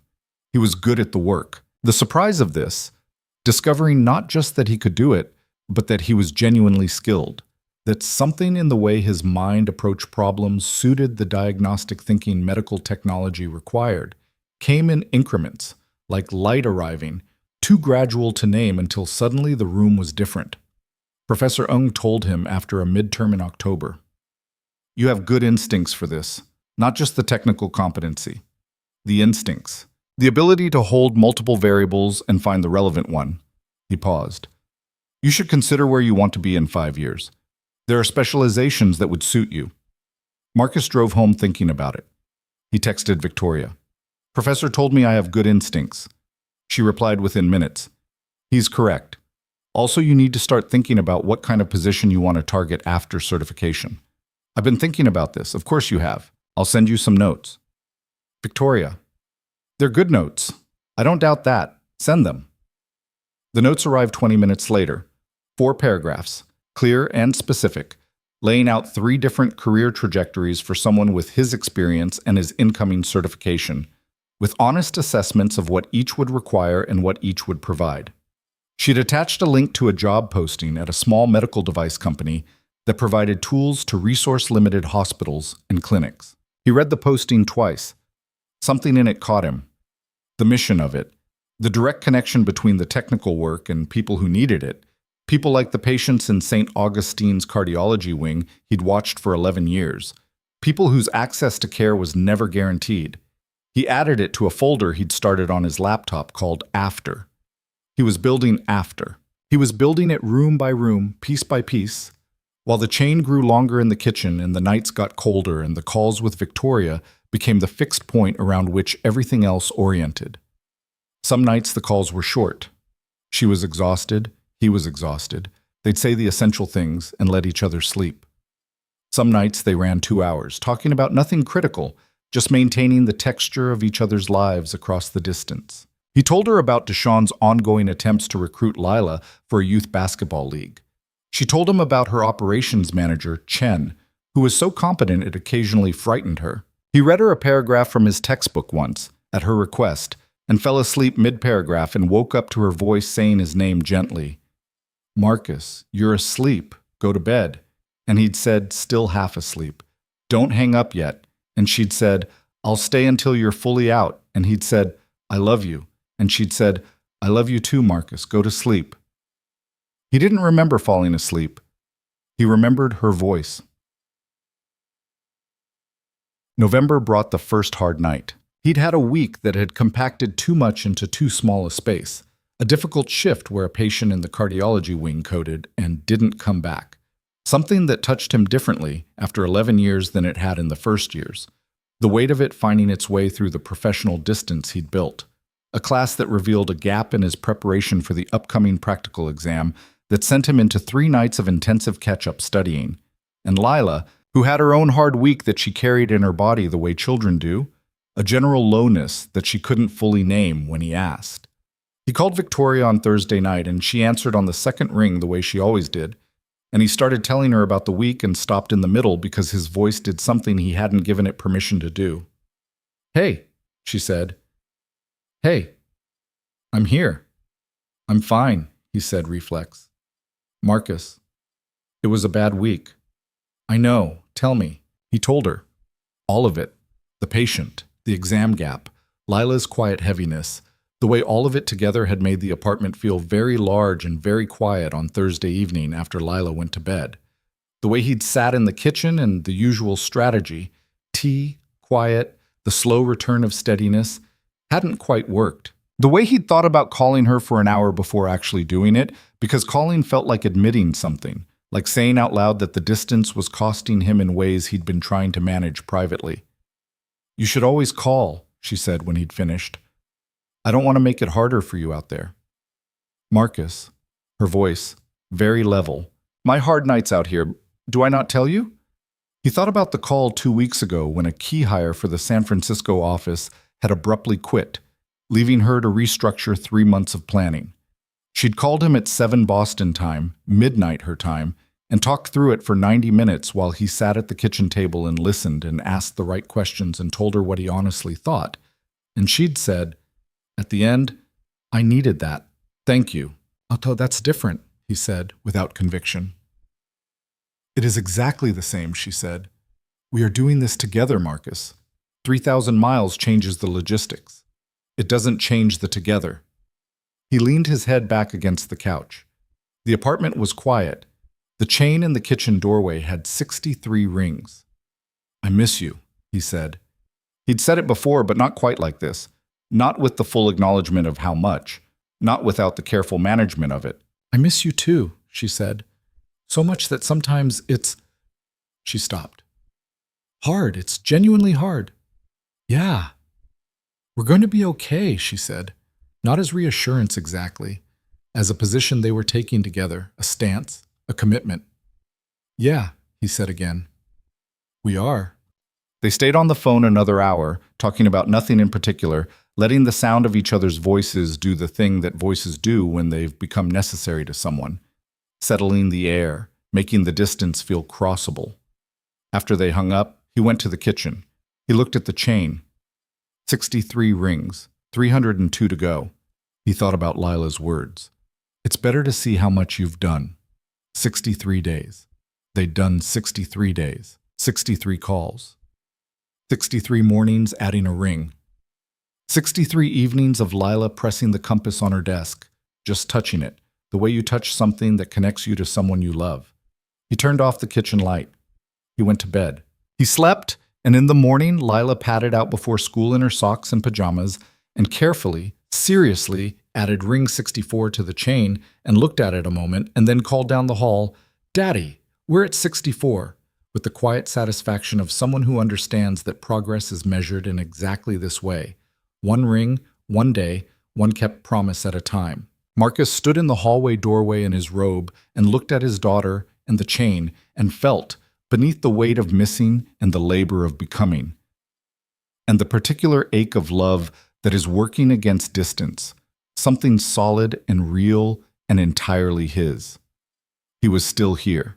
He was still building. And somewhere across the country, in an apartment in San Francisco with bay windows and a cable car going past every morning, Victoria Hale was getting up for her day too, and doing the same. The chain reached 200 rings in March. Lila counted them on a Sunday morning with the methodical precision she brought to all things that mattered, touching each loop as she counted, her lips moving slightly. A habit Marcus had noticed when she was learning to read, and had never quite outgrown when the numbers or words were important enough to warrant full physical commitment. 200 rings running from the kitchen doorway along the wall and beginning to curve back on itself, a long, colorful arc that had become as much a part of the apartment as the bookshelf with Renee's photo and the small iron on the shelf above the dryer. 200, Lila announced, turning from the wall with the gravity of an official report. 200, Marcus confirmed from the table with his coffee. That means we have, she calculated silently, the way she always did arithmetic, eyes moving slightly upward as if the numbers were written somewhere above her. 165 to go. Approximately. Approximately. She sat down across from him, pulled his coffee cup toward her side of the table, and wrapped both hands around it the way she'd done since she was small, borrowing warmth without drinking. A Renee habit, that one. Renee had always reached for his coffee in the mornings, not to drink it, just to hold it. "Daddy," she said. "Yeah, Bug." "When Victoria comes back." She paused, organizing her words with the careful architecture she used for important sentences. "Is she going to live here? With us?" He looked at his daughter. She was looking at the table, fingers around his mug, with the expression that meant she'd been sitting with a question for some time and had finally decided it was ready to be said. "We haven't talked about the specifics yet," he said honestly, "but you want her to." It wasn't a question. He considered answering it like one anyway, deflecting with, "we'll see," or "one step at a time," and decided against it because Lila had always been able to tell the difference between honest answers and managed ones, and because she'd asked directly and deserved the same. "Yeah," he said, "I do." She nodded, processing. "Me too," she said, matter of fact. She pushed his coffee back toward him. "Gerald thinks so too, for what it's worth." "I'll take Gerald's vote into consideration." "You should. He has good judgment." She stood, smoothed her pajamas with the habitual dignity she brought to even casual moments. "I'm going to add ring 201 after breakfast. We should mark 200 somehow. Make it a different color." "Gold," Marcus suggested. She considered. "Gold," she agreed. "I'll find the gold paper." She patted back down the hall toward her room, and Marcus sat with his coffee in the Sunday morning quiet and thought about the specific shape of his life right now, the beauty of it and the difficulty of it occupying the same space, the way 200 rings of construction paper could be simultaneously evidence of how far they'd come and reminder of how much distance still remained. His phone buzzed on the table. "Victoria, 7 in the morning, San Francisco time." 200 today, she'd texted. He smiled. She'd been counting too. Of course she had. 200, he confirmed. "Lila is finding gold paper to market." The reply came with a photo. Victoria, at her bay window, the San Francisco morning behind her, holding up 2 fingers for 200. She looked tired in the particular way she'd looked for months. The productive exhaustion of someone building something at full commitment. But she was smiling, and the smile was the real one, not the boardroom one, not the professional one. The Saturday afternoon kind that he'd learned to recognize as the clearest signal of her actual interior state. He saved the photo. He always saved the photos. The board's offer came in April, and Marcus didn't know about it for 11 days. He found out the way he found out most things that Victoria was managing carefully, not through her telling him immediately, but through a specific quality in her voice during calls, a slight precision that appeared when she was navigating something she hadn't yet decided how to present. He'd noticed it twice before, once in November when the SF office's lead operations hire had quit, once in January when a contract negotiation was going badly. He'd learned to let her bring it in her own time. On the 11th day, she called it 7 Boston time instead of 8, and he knew before she said anything that the thing she'd been carrying was ready to be put on the table. "Tell me," he said. A pause. "The board met last week. The West Coast expansion has exceeded every projection. Client acquisition, revenue, impact metrics, everything." She said it without particular pride, just as the facts. "They've made an offer." "Okay. An additional 6 months, possibly 9. She was precise and quiet about it. "Significant equity increase. A West Coast division that would be, structurally, it would be its own entity under the Hale Solutions umbrella. I would essentially be building a second company." The kitchen was very quiet. Outside, a Boston April rain was conducting its usual argument with the windows. Marcus sat with it. "That's a significant offer," he said. "Yes." "What did you say?" "I said, I needed time. Another pause. I have until the end of the month. He put his elbows on the table, pressed one hand flat against the surface, the physical habit of grounding himself when he needed to think clearly. How long have you known? 11 days. Victoria. I know. Her voice was steady, but underneath it he could hear the thing she was managing, the conflict, the cost, the knowledge of what this question was going to mean between them. I needed to think through it myself before I brought it to you. I didn't want to put the weight of it on you before I had something real to say about it. The weight of it is already on me, he said quietly. You carrying it alone for 11 days doesn't change that. A long silence. I know, she said again, and this time it was different. Not deflection, but arrival. She'd gotten somewhere. I'm sorry. I should have told you when it happened. Yeah, he said. You should have. He wasn't angry. He recognized even in the moment that the impulse to protect him from difficult information was its own form of care, however misdirected. But they'd built something on honesty, specifically and deliberately, and 11 days felt like a departure from that architecture. Tell me what you're actually thinking, he said. Not the managed version. What do you want? Another silence. Longer this time. I want both, she said finally. That's the honest answer. I want the company. This work is real, Marcus. What we're building out here is going to matter to people, and I want to come home.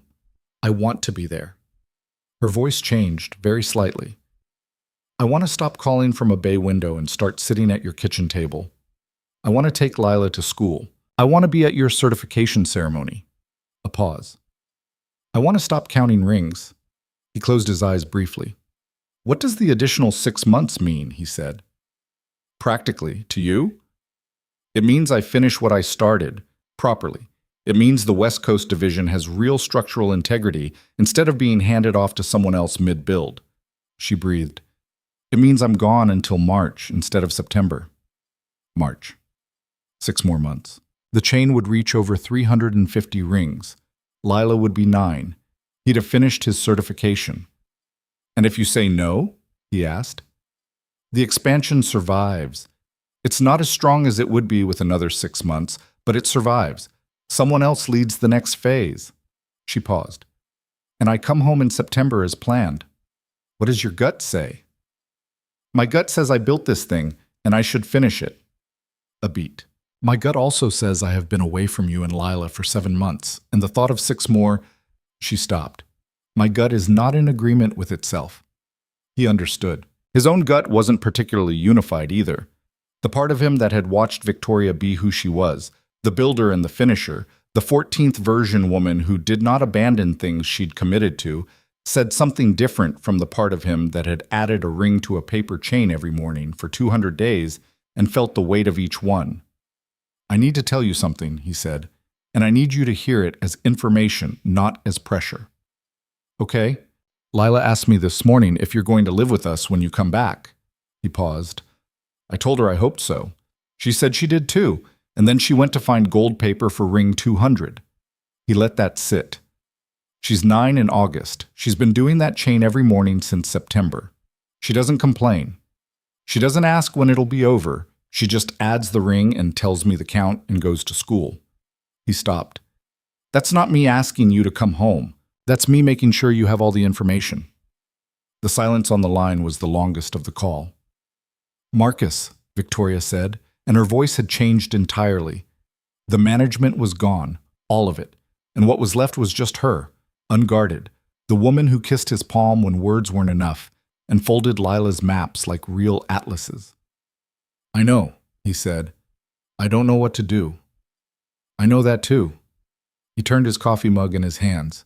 But Victoria, whatever you decide, I need you to decide it for the right reasons. Not because you feel guilty about the time, not because of the chain or Lila's question, or me. He paused, finding the words. If you stay the additional 6 months because it's genuinely what the work requires and who you are, that's a real reason. If you come home in September because you want to be here and the work can be handed, that's a real reason. But decide it for you, and then tell me, and then we go from there. A long breath from her end of the line. You're a remarkable man, she said quietly. I've been told by a reliable source, he said, which was something he'd started saying when Lila complimented him. And Victoria knew it immediately, and the small sound she made, not quite a laugh, something more complicated, told him she was crying slightly, very slightly, the controlled version she allowed herself when things landed too precisely. I'll tell you by the weekend, she said. Okay, Marcus? Yeah. The kitchen table, she said. I want to be at it. I want that more than I know how to say. I'll keep the seat warm, he said. Set. She called on a Thursday evening, earlier than usual. He was helping Lila with a geography project. The irony not lost on him, a hand-drawn map of South America that Lila was rendering with her characteristic precision, coastlines and mountain ranges and careful little labels. When his phone lit up, he went to the hallway. I told the board no, Victoria said. He pressed his back against the hallway wall. I'm coming home in September, she said, as planned. He breathed out slowly, the long breath of a man releasing something he'd been holding with significant structural effort for 2 weeks. You sure? He said. I spent 3 days writing up a transition plan for my operations director, Chen. She's ready. She's been ready for 4 months. I've been underusing her because I was holding on too tight. The work will be fine. It'll be better than fine. And she paused. I need to come home, Marcus. I've done what I came to do. The rest is Chen's story to write. How did the board take it? They were disappointed. They'll survive. A beat of dry humor. I offered 3 months of overlap consultation, remote. They accepted. She paused. I'm not walking away from it. I'm finishing my part and handing it properly. That's the right way to do it. I know. A pause. Tell me what Lila's doing. Drawing South America. She's been on the Andes for 40 minutes. There's a level of detail happening that's starting to concern me for the deadline. Victoria's laugh came through the phone, clear and warm. Let her be thorough. Thorough is good. Tell her that. Lila, Victoria called, loud enough that it carried, and Lila's head came up from the kitchen table immediately, tracking the voice. Victoria? Lila called back. I'm coming home in September, Victoria said. As planned. The silence that followed lasted about 2 seconds. Then Lila said in her most matter-of-fact voice, the one she used when a thing was simply confirmed, Okay, good. A pause. The Andes are very complicated, by the way. I just want that noted.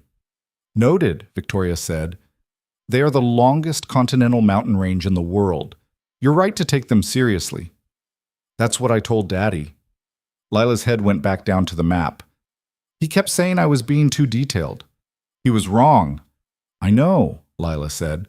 Marcus, standing in the hallway, shook his head at the ceiling. The certification exam was on a Saturday in June, the kind of bright early summer morning that felt architecturally designed for significance. Clear sky, warm without heat, the city doing its best impression of a backdrop for important occasions. Marcus had been awake since 5. Not from nerves exactly, but from the particular alertness of a morning when the stakes are real and the preparation has been genuine and the gap between what you've done and what you're about to do is finally small enough to cross. He made breakfast, eggs, toast, the orange juice Lila liked. She came out at 7 in her pajamas, sat down, looked at him across the table. How do you feel? She asked. Ready, he said. You are ready, she said, as a fact, not an encouragement. She picked up her fork. Deshaun texted me last night. He what? He said to tell you he's been telling everyone at the hospital you're about to pass your certification, and he has already started referring to you as the future Dr. Carter, which is technically incorrect, but he says the spirit is right. Marcus put his face in his hand briefly. He also said he's proud of you, Lila added. He said to tell you that part too. Deshaun needs to stop texting my 9-year-old. I think it's nice, Lila said simply. Everyone should have a Deshaun. She finished her eggs. Victoria called this morning, before you woke up. She wanted to talk to me. He looked up. What did she say? She said she knew you'd be fine and that you'd probably be all in your head about it anyway. And to tell you that she remembers the person who wrote that application essay, and that person was always going to pass this exam. He was quiet for a moment. She said that? Word for word, Lila said. I wrote it down. She reached into her pajama pocket. She had, genuinely, written it on a small folded piece of paper and set it on the table in front of him. Her handwriting, blue pen, precise. She remembers the person who wrote that essay. That person was always going to pass this exam. He unfolded it, read it, folded it back, and put it in his shirt pocket. "Okay," he said. "Okay," Lila agreed. He passed the exam.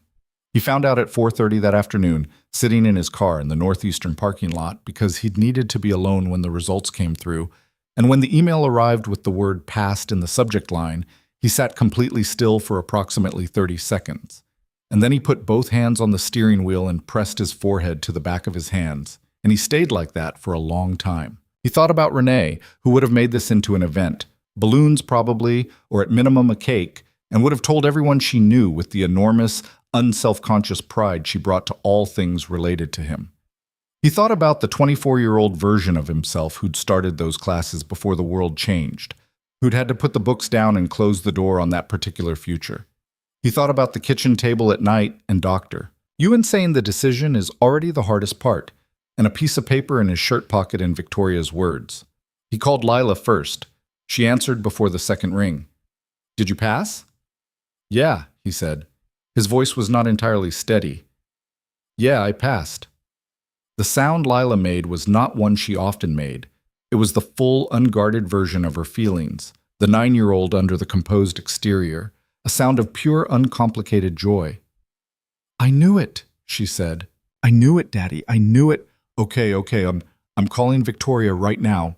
Lila, I'll call her. I'm already calling, Daddy. Hold on." He heard the phone jostle, heard Lila's voice saying, "Victoria, Victoria, he passed." And then Victoria's voice, clear and immediate, "He passed?" And Lila, "He passed, he passed."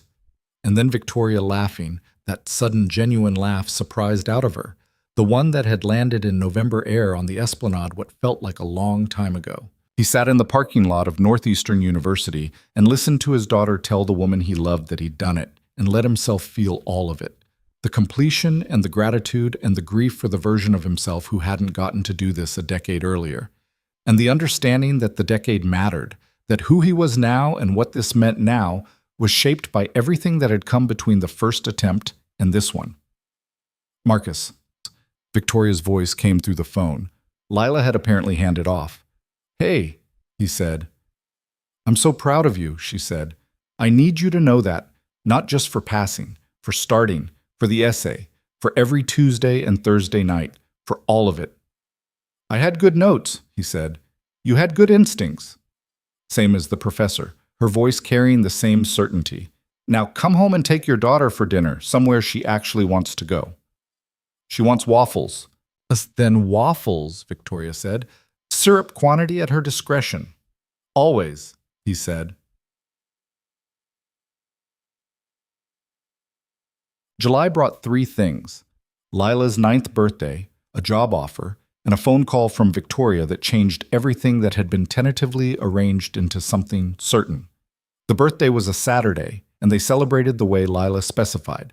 Small, intentional, the people who actually mattered. Mrs. Patterson brought a lemon cake because Lila had once mentioned in passing that she preferred lemon to chocolate, and Mrs. Patterson filed information like that in permanent storage. Deshaun came with his family, his wife Janelle, and their 2 kids, and the apartment was full in the warm, slightly chaotic way that apartments are full when the right people are in them. Victoria called during the cake. The phone was on speaker in the middle of the table, and she sang happy birthday through it in a voice that was entirely sincere and not particularly on key, and Lila laughed so hard she nearly knocked over her lemon cake, and then they held the phone up so Victoria could see the candles, 9 of them, Lila's face lit amber and gold. "Make a wish, Bug," Marcus said. Lila looked at the candles, looked at the phone with Victoria's face on it, looked at Marcus. Something moved through her expression that was too complete to be simple. She blew out the candles. "What did you wish for?" Deshaun's youngest asked. "Can't tell," Lila said with the serene authority of established birthday law. But she glanced at the phone, where Victoria's face was still visible, smiling, and Marcus watched his daughter's eyes, and he thought he knew. The job offer came through a Tuesday.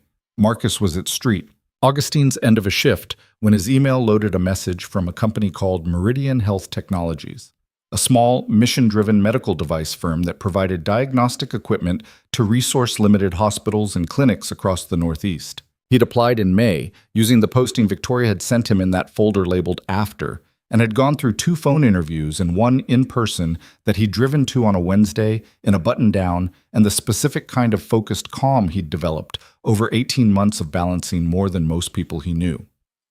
The offer was not enormous. It was enough, and it was real, and it was exactly what the posting had described, a role that connected technical work to people who needed it, which was what he'd told the interviewer was the reason he was there. He sat in his car in the St. Augustine's parking lot for the second time in a month, reading an email that changed something. He thought about 11 years of the cardiology wing, the patients he'd watched, and the equipment he'd maintained, and the 1,000 small dignities he'd tried to preserve in the unseen margins of the work. He thought about what Deshawn had said once. "You see this place like someone who cares what happens here." He did. He always had. This new work would let him do something with that seeing. He texted Deshawn, got the Meridian offer. Deshawn's reply took 11 seconds. Marcus Carter, look, Ati, you. He texted Victoria. Meridian offered. I'm taking it. Her reply. I know you're taking it. You were always going to take it. Congratulations. Come home so I can say this to your actual face. September, he typed. September, she confirmed. Then she called, instead of texting further. I need to tell you something, she said. I've been holding it because I wanted to tell you when the timing was right, and the timing is right. He waited. I've been talking to a real estate agent, she said, about Boston, specifically about the neighborhood near your apartment. There are 2 bedrooms and there are 3 bedrooms, and I've been looking at the 3 bedrooms. He understood immediately what she was saying and chose to say nothing, to let her say the rest. I want to be clear. I'm not assuming anything about the arrangement, she said, the careful precision appearing in her voice alongside something less careful, something warmer underneath. I know we haven't. There are conversations to have about how this works, about Lila and what makes sense for her, and about what you want. A pause. But I'm not going back to a hotel, and I'm not going to an apartment across the city and pretending I don't want to be somewhere specific. Another pause. I want to be near you. I want to be in your neighborhood, at minimum. And if there's more to say about that, if you want to say more about that, I want to say it. Marcus sat in the car, in the July warmth, the Boston summer outside his windows, the job offer in his email, and the chain at 310 rings, and his daughter at home with a compass on her desk. Victoria, he said. Yes, there's a 3-bedroom that's been on the market on our block for 2 months, he said. Mrs. Patterson mentioned it last week because she thinks we could use more neighbors who aren't loud.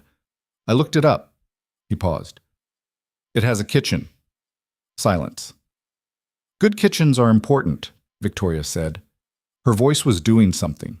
Careful management fighting with the real thing, and the real thing winning.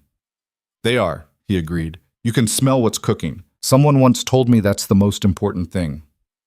That sounds like someone very wise. 9 years old, he said. Completely right about most things. Marcus. Her voice was quiet now, the boardroom gone, the bay window gone, everything gone except what was actually there. Are you saying I'm saying come home, he said. I'm saying come home and we'll figure out the rest together.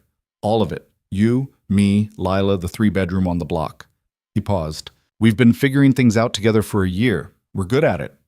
The silence lasted long enough that he thought the call had dropped. Then, okay, she said. Okay? Okay? And he could hear it. The thing she almost never fully allowed, the complete surrender of management, the arrival at something uncomplicated and true. Okay, Marcus. I'm coming home. August moved the way August moves when you're counting days, faster than the previous months, the summer burning down, Lila turning 9 with lemon cake and candles, and a birthday wish she kept to herself. The chain reached 330 rings.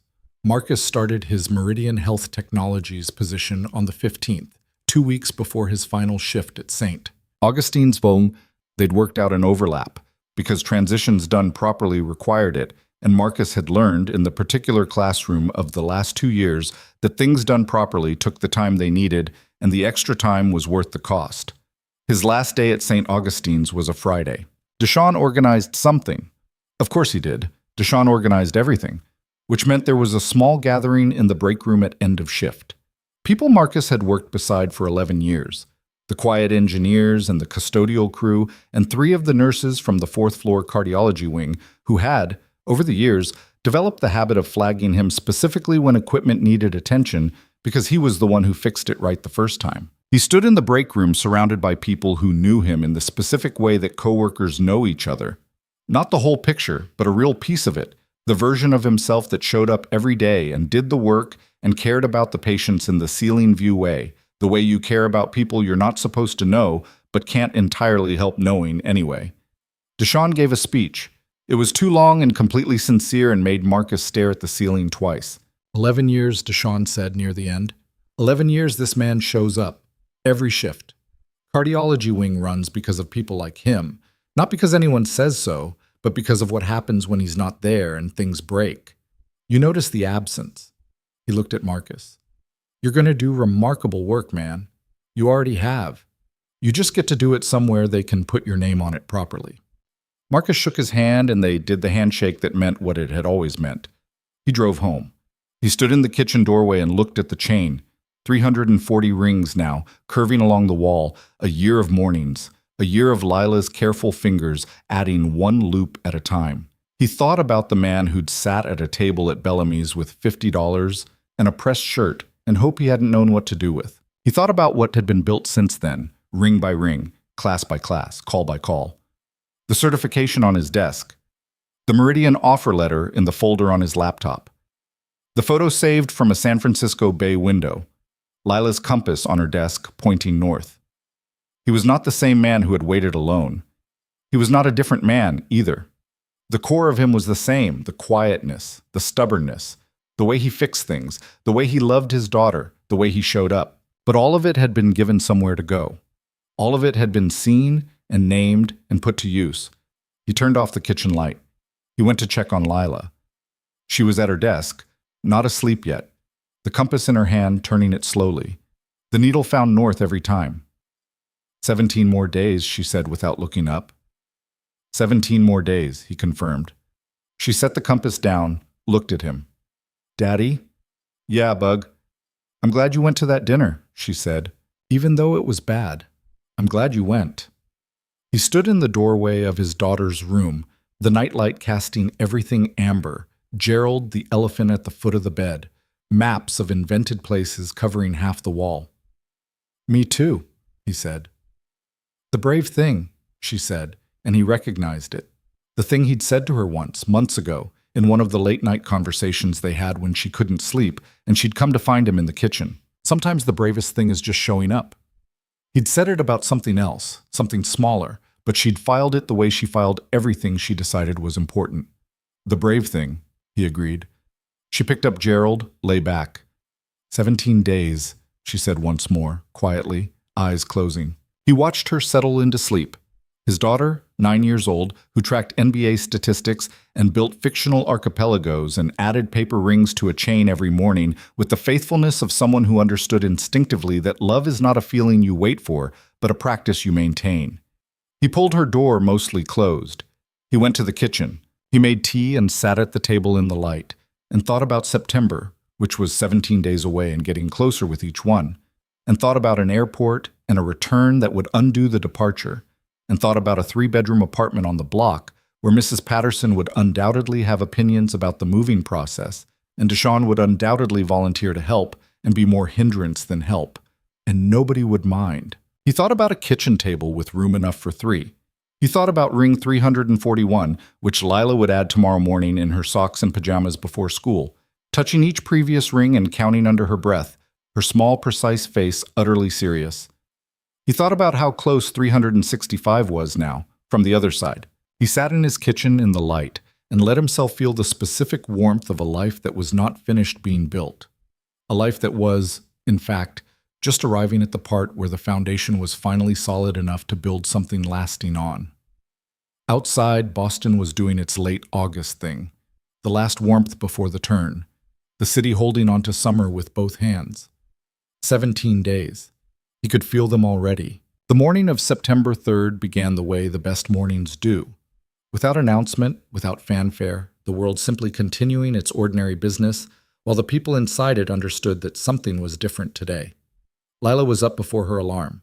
Marcus heard her before he saw her, the soft padding of socked feet in the hallway, the particular sound of a child moving with deliberate quiet, because she didn't want to wake someone but couldn't stay in bed either. He was already awake, had been since 5:40, the specific alertness of a morning that has been 365 days in the making. She appeared in the kitchen doorway in her pajamas, hair loose, Gerald tucked under one arm, the compass in her other hand. She looked at him at the table with his coffee, and he looked at her, and neither of them said anything for a moment because the moment was full enough without words. Then Lila walked to the chain. It ran along the kitchen wall in its long, colorful arc. 365 rings, 1 year of mornings, 1 year of Lila's careful fingers and counted breaths and matter-of-fact devotion. The gold ring at 200 still caught the light differently from the rest. She stood in front of it and touched the last ring, ring 365, and ran her fingers back along the chain the way she sometimes did. Not counting, just touching, the way you touch something that has mattered. "It's today," she said. "It's today," Marcus confirmed. She turned.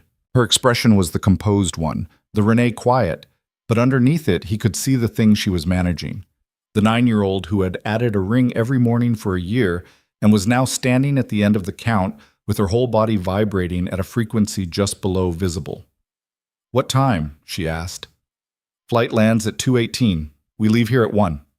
She nodded, set Gerald on the table. Hold on, Chatko, placed the compass beside him with the careful deliberateness of someone setting down something they've been carrying a long time. "I'm going to make us breakfast," she said, "but real breakfast, not cereal." "Lila, you don't have to." "I want to." She was already moving to the refrigerator with the quiet authority of someone who has made a decision. "Eggs and toast. I know how to do eggs now. Mrs. Patterson showed me." He watched his daughter crack eggs into a bowl with focused concentration, her tongue making the small appearance it made when she was fully committed to getting something right, and thought about every morning of the last year, the chain, the compass, the 8 o'clock calls, the maps of places she'd invented while the real world arranged itself around her, and felt something settle in him that had been slightly unmoored for 365 days. The eggs were genuinely quite good. "Mrs. Patterson taught you well," he said. Lila accepted this without false modesty. "She said I'm a natural." A pause. "She also said she's coming by later tonight. She made something. She wouldn't tell me what, but I think it's the lemon cake again." Mrs. Patterson and her lemon cake. "Don't complain about the lemon cake, Daddy." "I would never." They ate breakfast together in the September morning, the chain on the wall behind them, the compass on the table between them, the city outside beginning its ordinary Tuesday with no particular awareness of what it was hosting. Logan Airport in early September had a different quality than it had 12 months ago. The light was the same, that particular early fall angle that made everything look slightly more significant than it actually was, but Marcus moved through it differently now. Not the careful containment of a man bracing against loss, but something open, oriented forward, the specific purposeful movement of someone walking towards something rather than away from it. Lila held his hand and her compass simultaneously, which was a small logistical challenge she'd worked out by holding the compass flat in her palm and threading her fingers through his. She'd worn her good coat, the blue one she'd chosen herself at the beginning of last winter, and done her own hair in the 2 braids with the orange ties, because this was, she had explained that morning with complete seriousness, an occasion that warranted the orange ties. They found a spot past the arrivals barrier, near the place where the stream of passengers from the international and domestic gates merged into the general flow of the terminal. Marcus checked his phone. The flight had landed 8 minutes ago. She'd texted from the gate. "Landed. Coming through. Give Lila a squeeze." He relayed this to Lila, who accepted the squeeze with dignity. They waited. The terminal moved around them. Reunions and departures. the compressed emotional atmosphere of airports that Marcus had noticed a year ago and felt differently about now.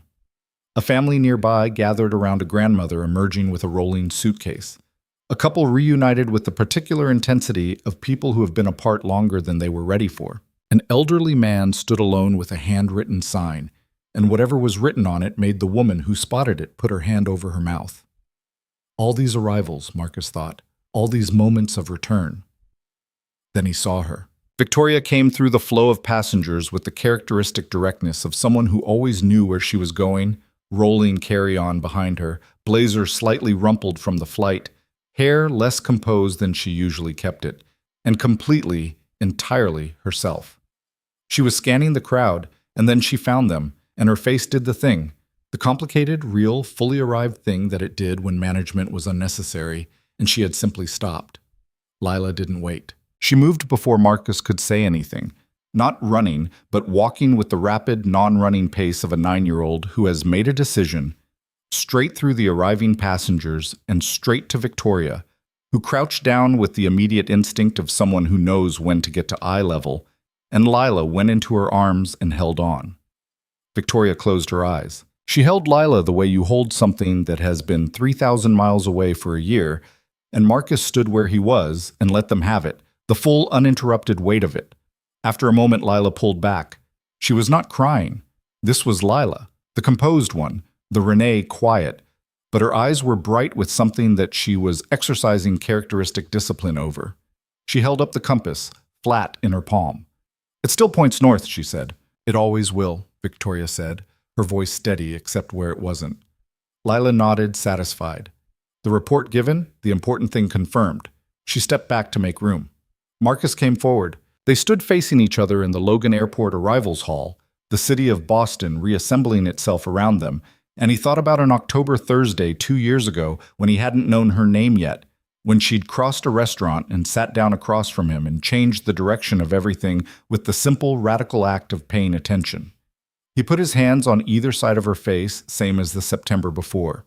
She put her hands over his, same as then. "Hi," he said.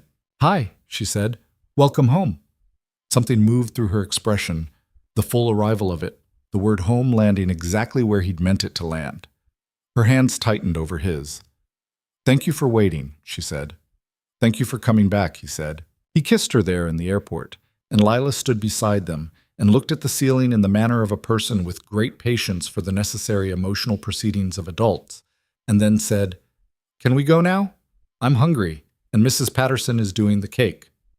The 3-bedroom on the block had closed in August while Victoria was still in San Francisco, and the moving had taken 2 weekends in September with the full participation of Deshawn, who was exactly as much help and hindrance as predicted, and Mrs. Patterson, who supervised from a folding chair and had opinions about the placement of every piece of furniture.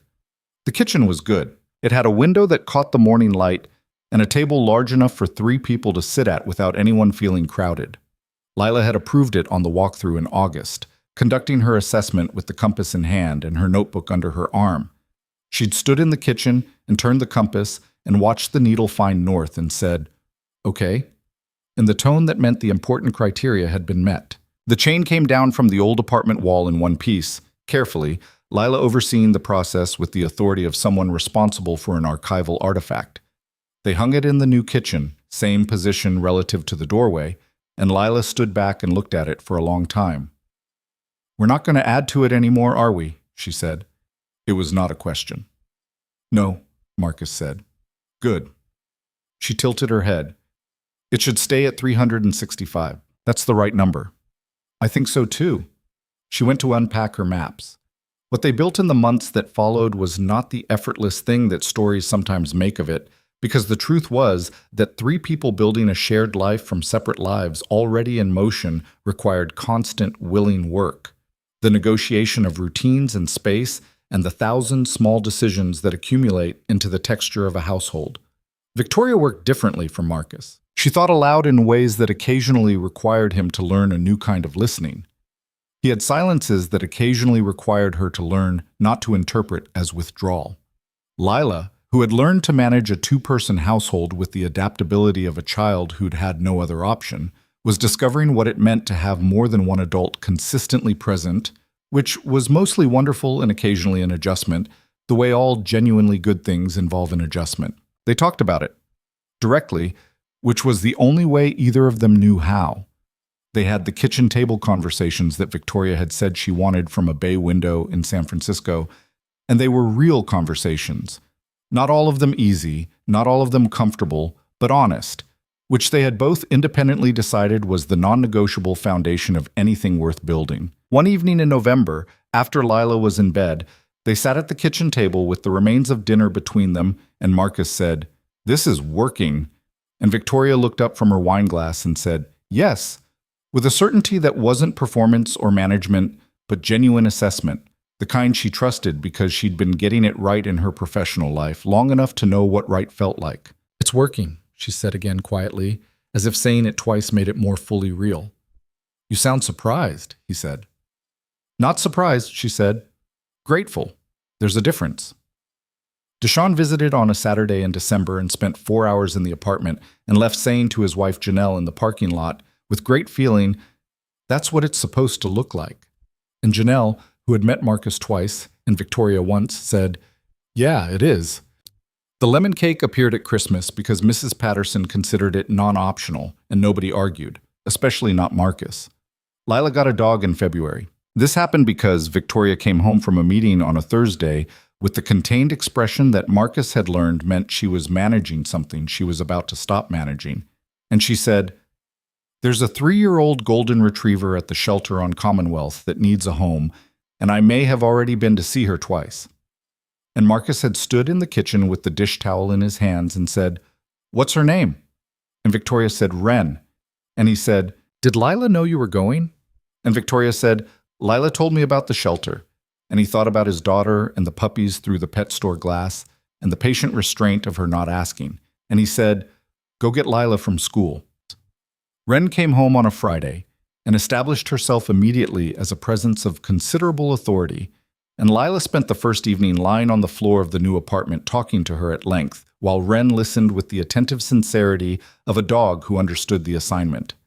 The compass moved from Lila's old desk to the new one, still pointing north, and Wren eventually settled at the foot of the bed with Gerald the elephant, who was relinquished without protest. Bellamy's had not changed.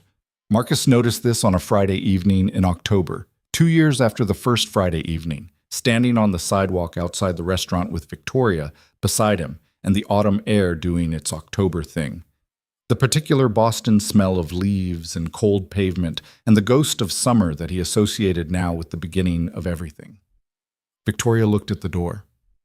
"You sure?" she said. "Not about going in, about something larger, the going back, the choosing to return to the site of something that had been its worst before it became its best." "Yeah," he said, "I'm sure." They went in. Same warm lighting, same dark wood. The hostess at the front was not the same person, but the gesture was professional warmth, leading them to a table. He'd requested the window table specifically, and they sat down across from each other, and Marcus looked at the room the way you look at a place you've been before when you're a different person than the one who was there. Across the room, a woman dined alone with her laptop, headphones on, completely self-contained. 2 men at the bar argued cheerfully about something on the television. A table near the back was celebrating something. He could tell from the way they kept looking at one particular person, the one being celebrated, who had the expression of someone trying to manage being the center of joyful attention. He looked at the table near the far wall.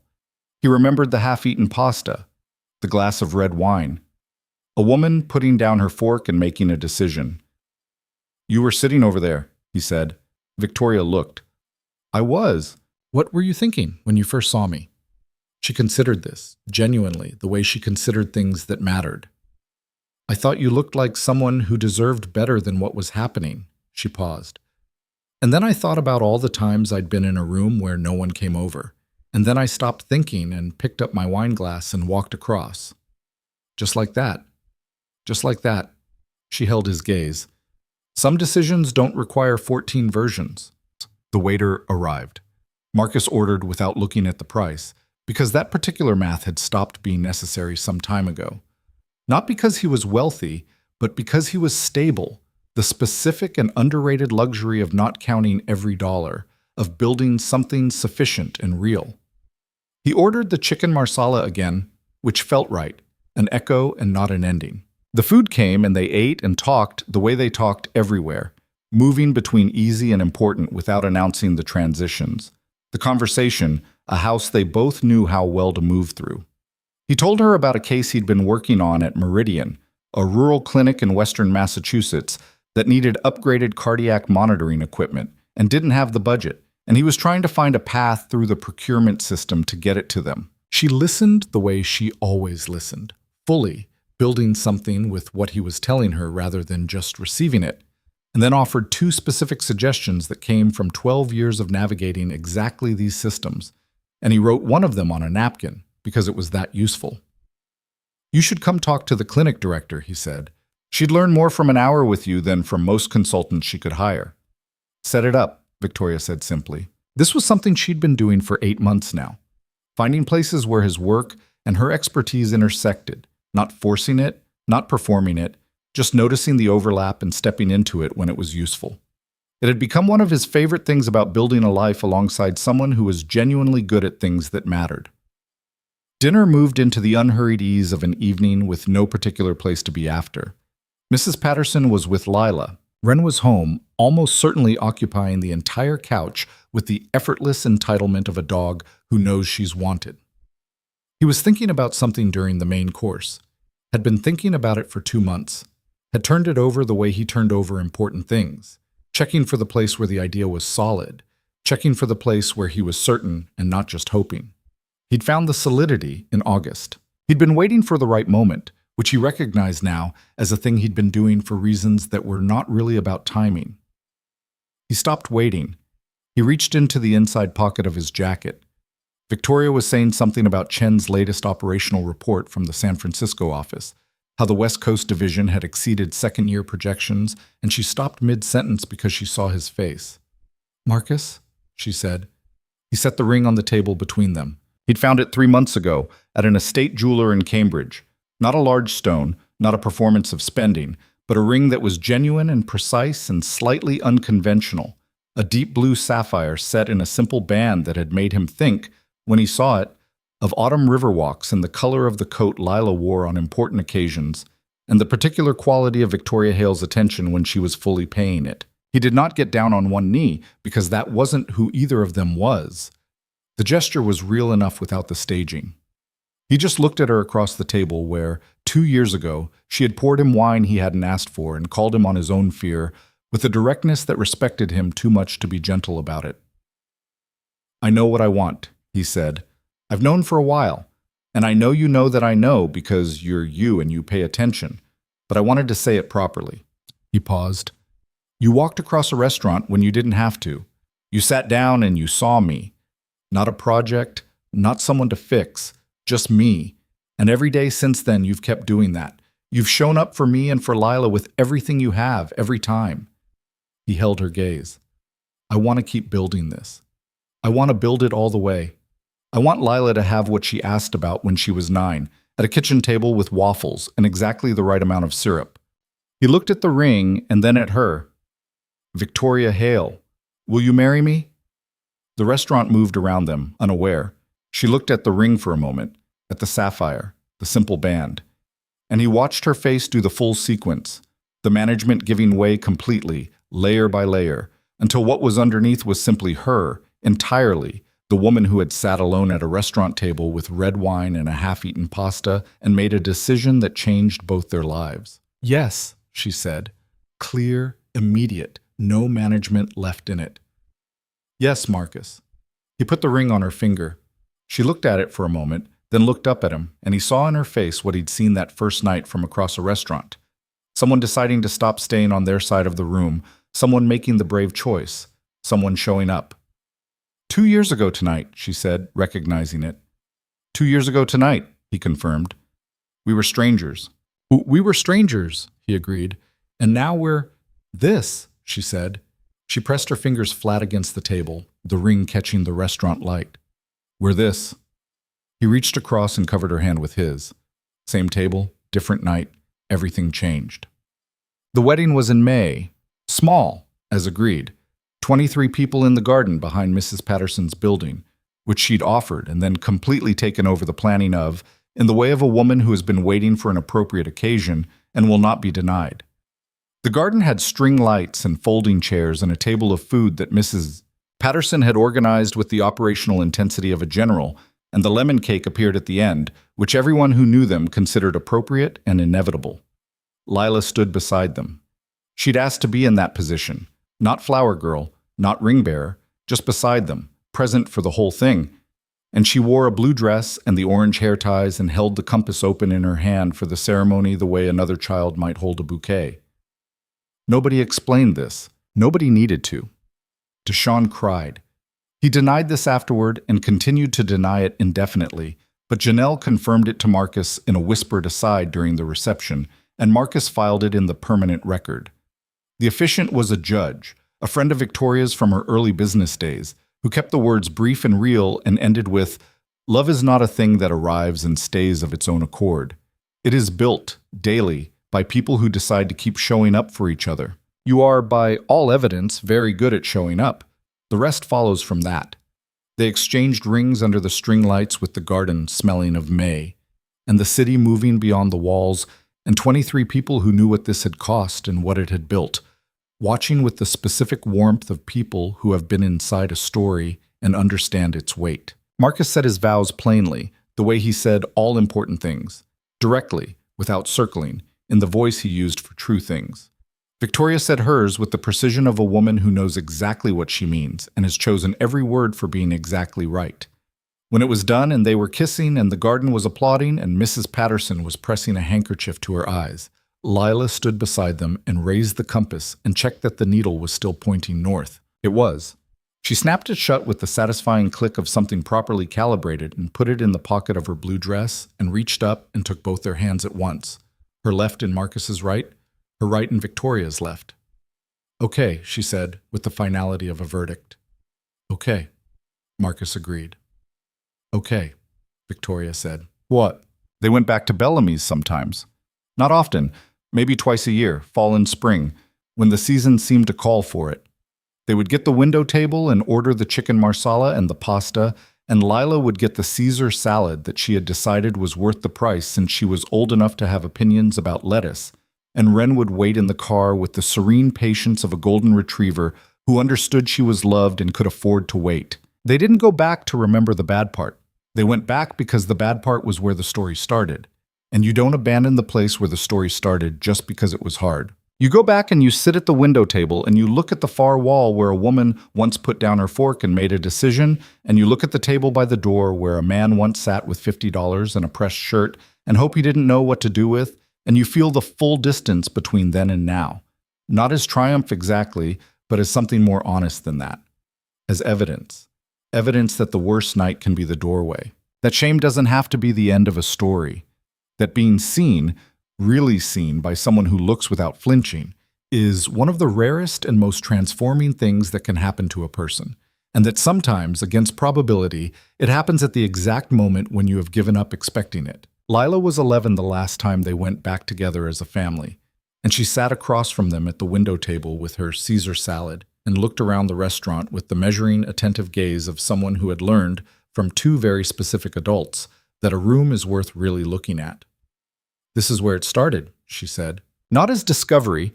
She'd known the story for years, had asked for it in pieces and assembled it with the patience of a cartographer building a map from multiple accounts. "This is where it started," Marcus confirmed. She looked at the far wall, at the table near the door, at her parents across from her. "Because you showed up," she said, to Marcus. "Because I showed up," he agreed. She turned her gaze to Victoria. "And because you walked over." "And because I walked over," Victoria said. Lila picked up her fork, considered something for a moment with the elder-than-her-years solemnity that had been with her since before he could remember. Then she said, "I'm going to put this restaurant in one of my maps, with a note, so people in the story know it's important." "What will the note say?" Victoria asked. Lila thought about it seriously, the kind of seriousness that meant she was finding the right words, the exact ones, the same way Marcus found them slowly and deliberately, the same way Victoria found them, with precision. "This is where two people decided to be brave at the same time," she said, even though they didn't know the other one was doing it. The restaurant moved around them. The October light came through the window at its annual angle, warm and elegiac, the specific light of the season that had started everything.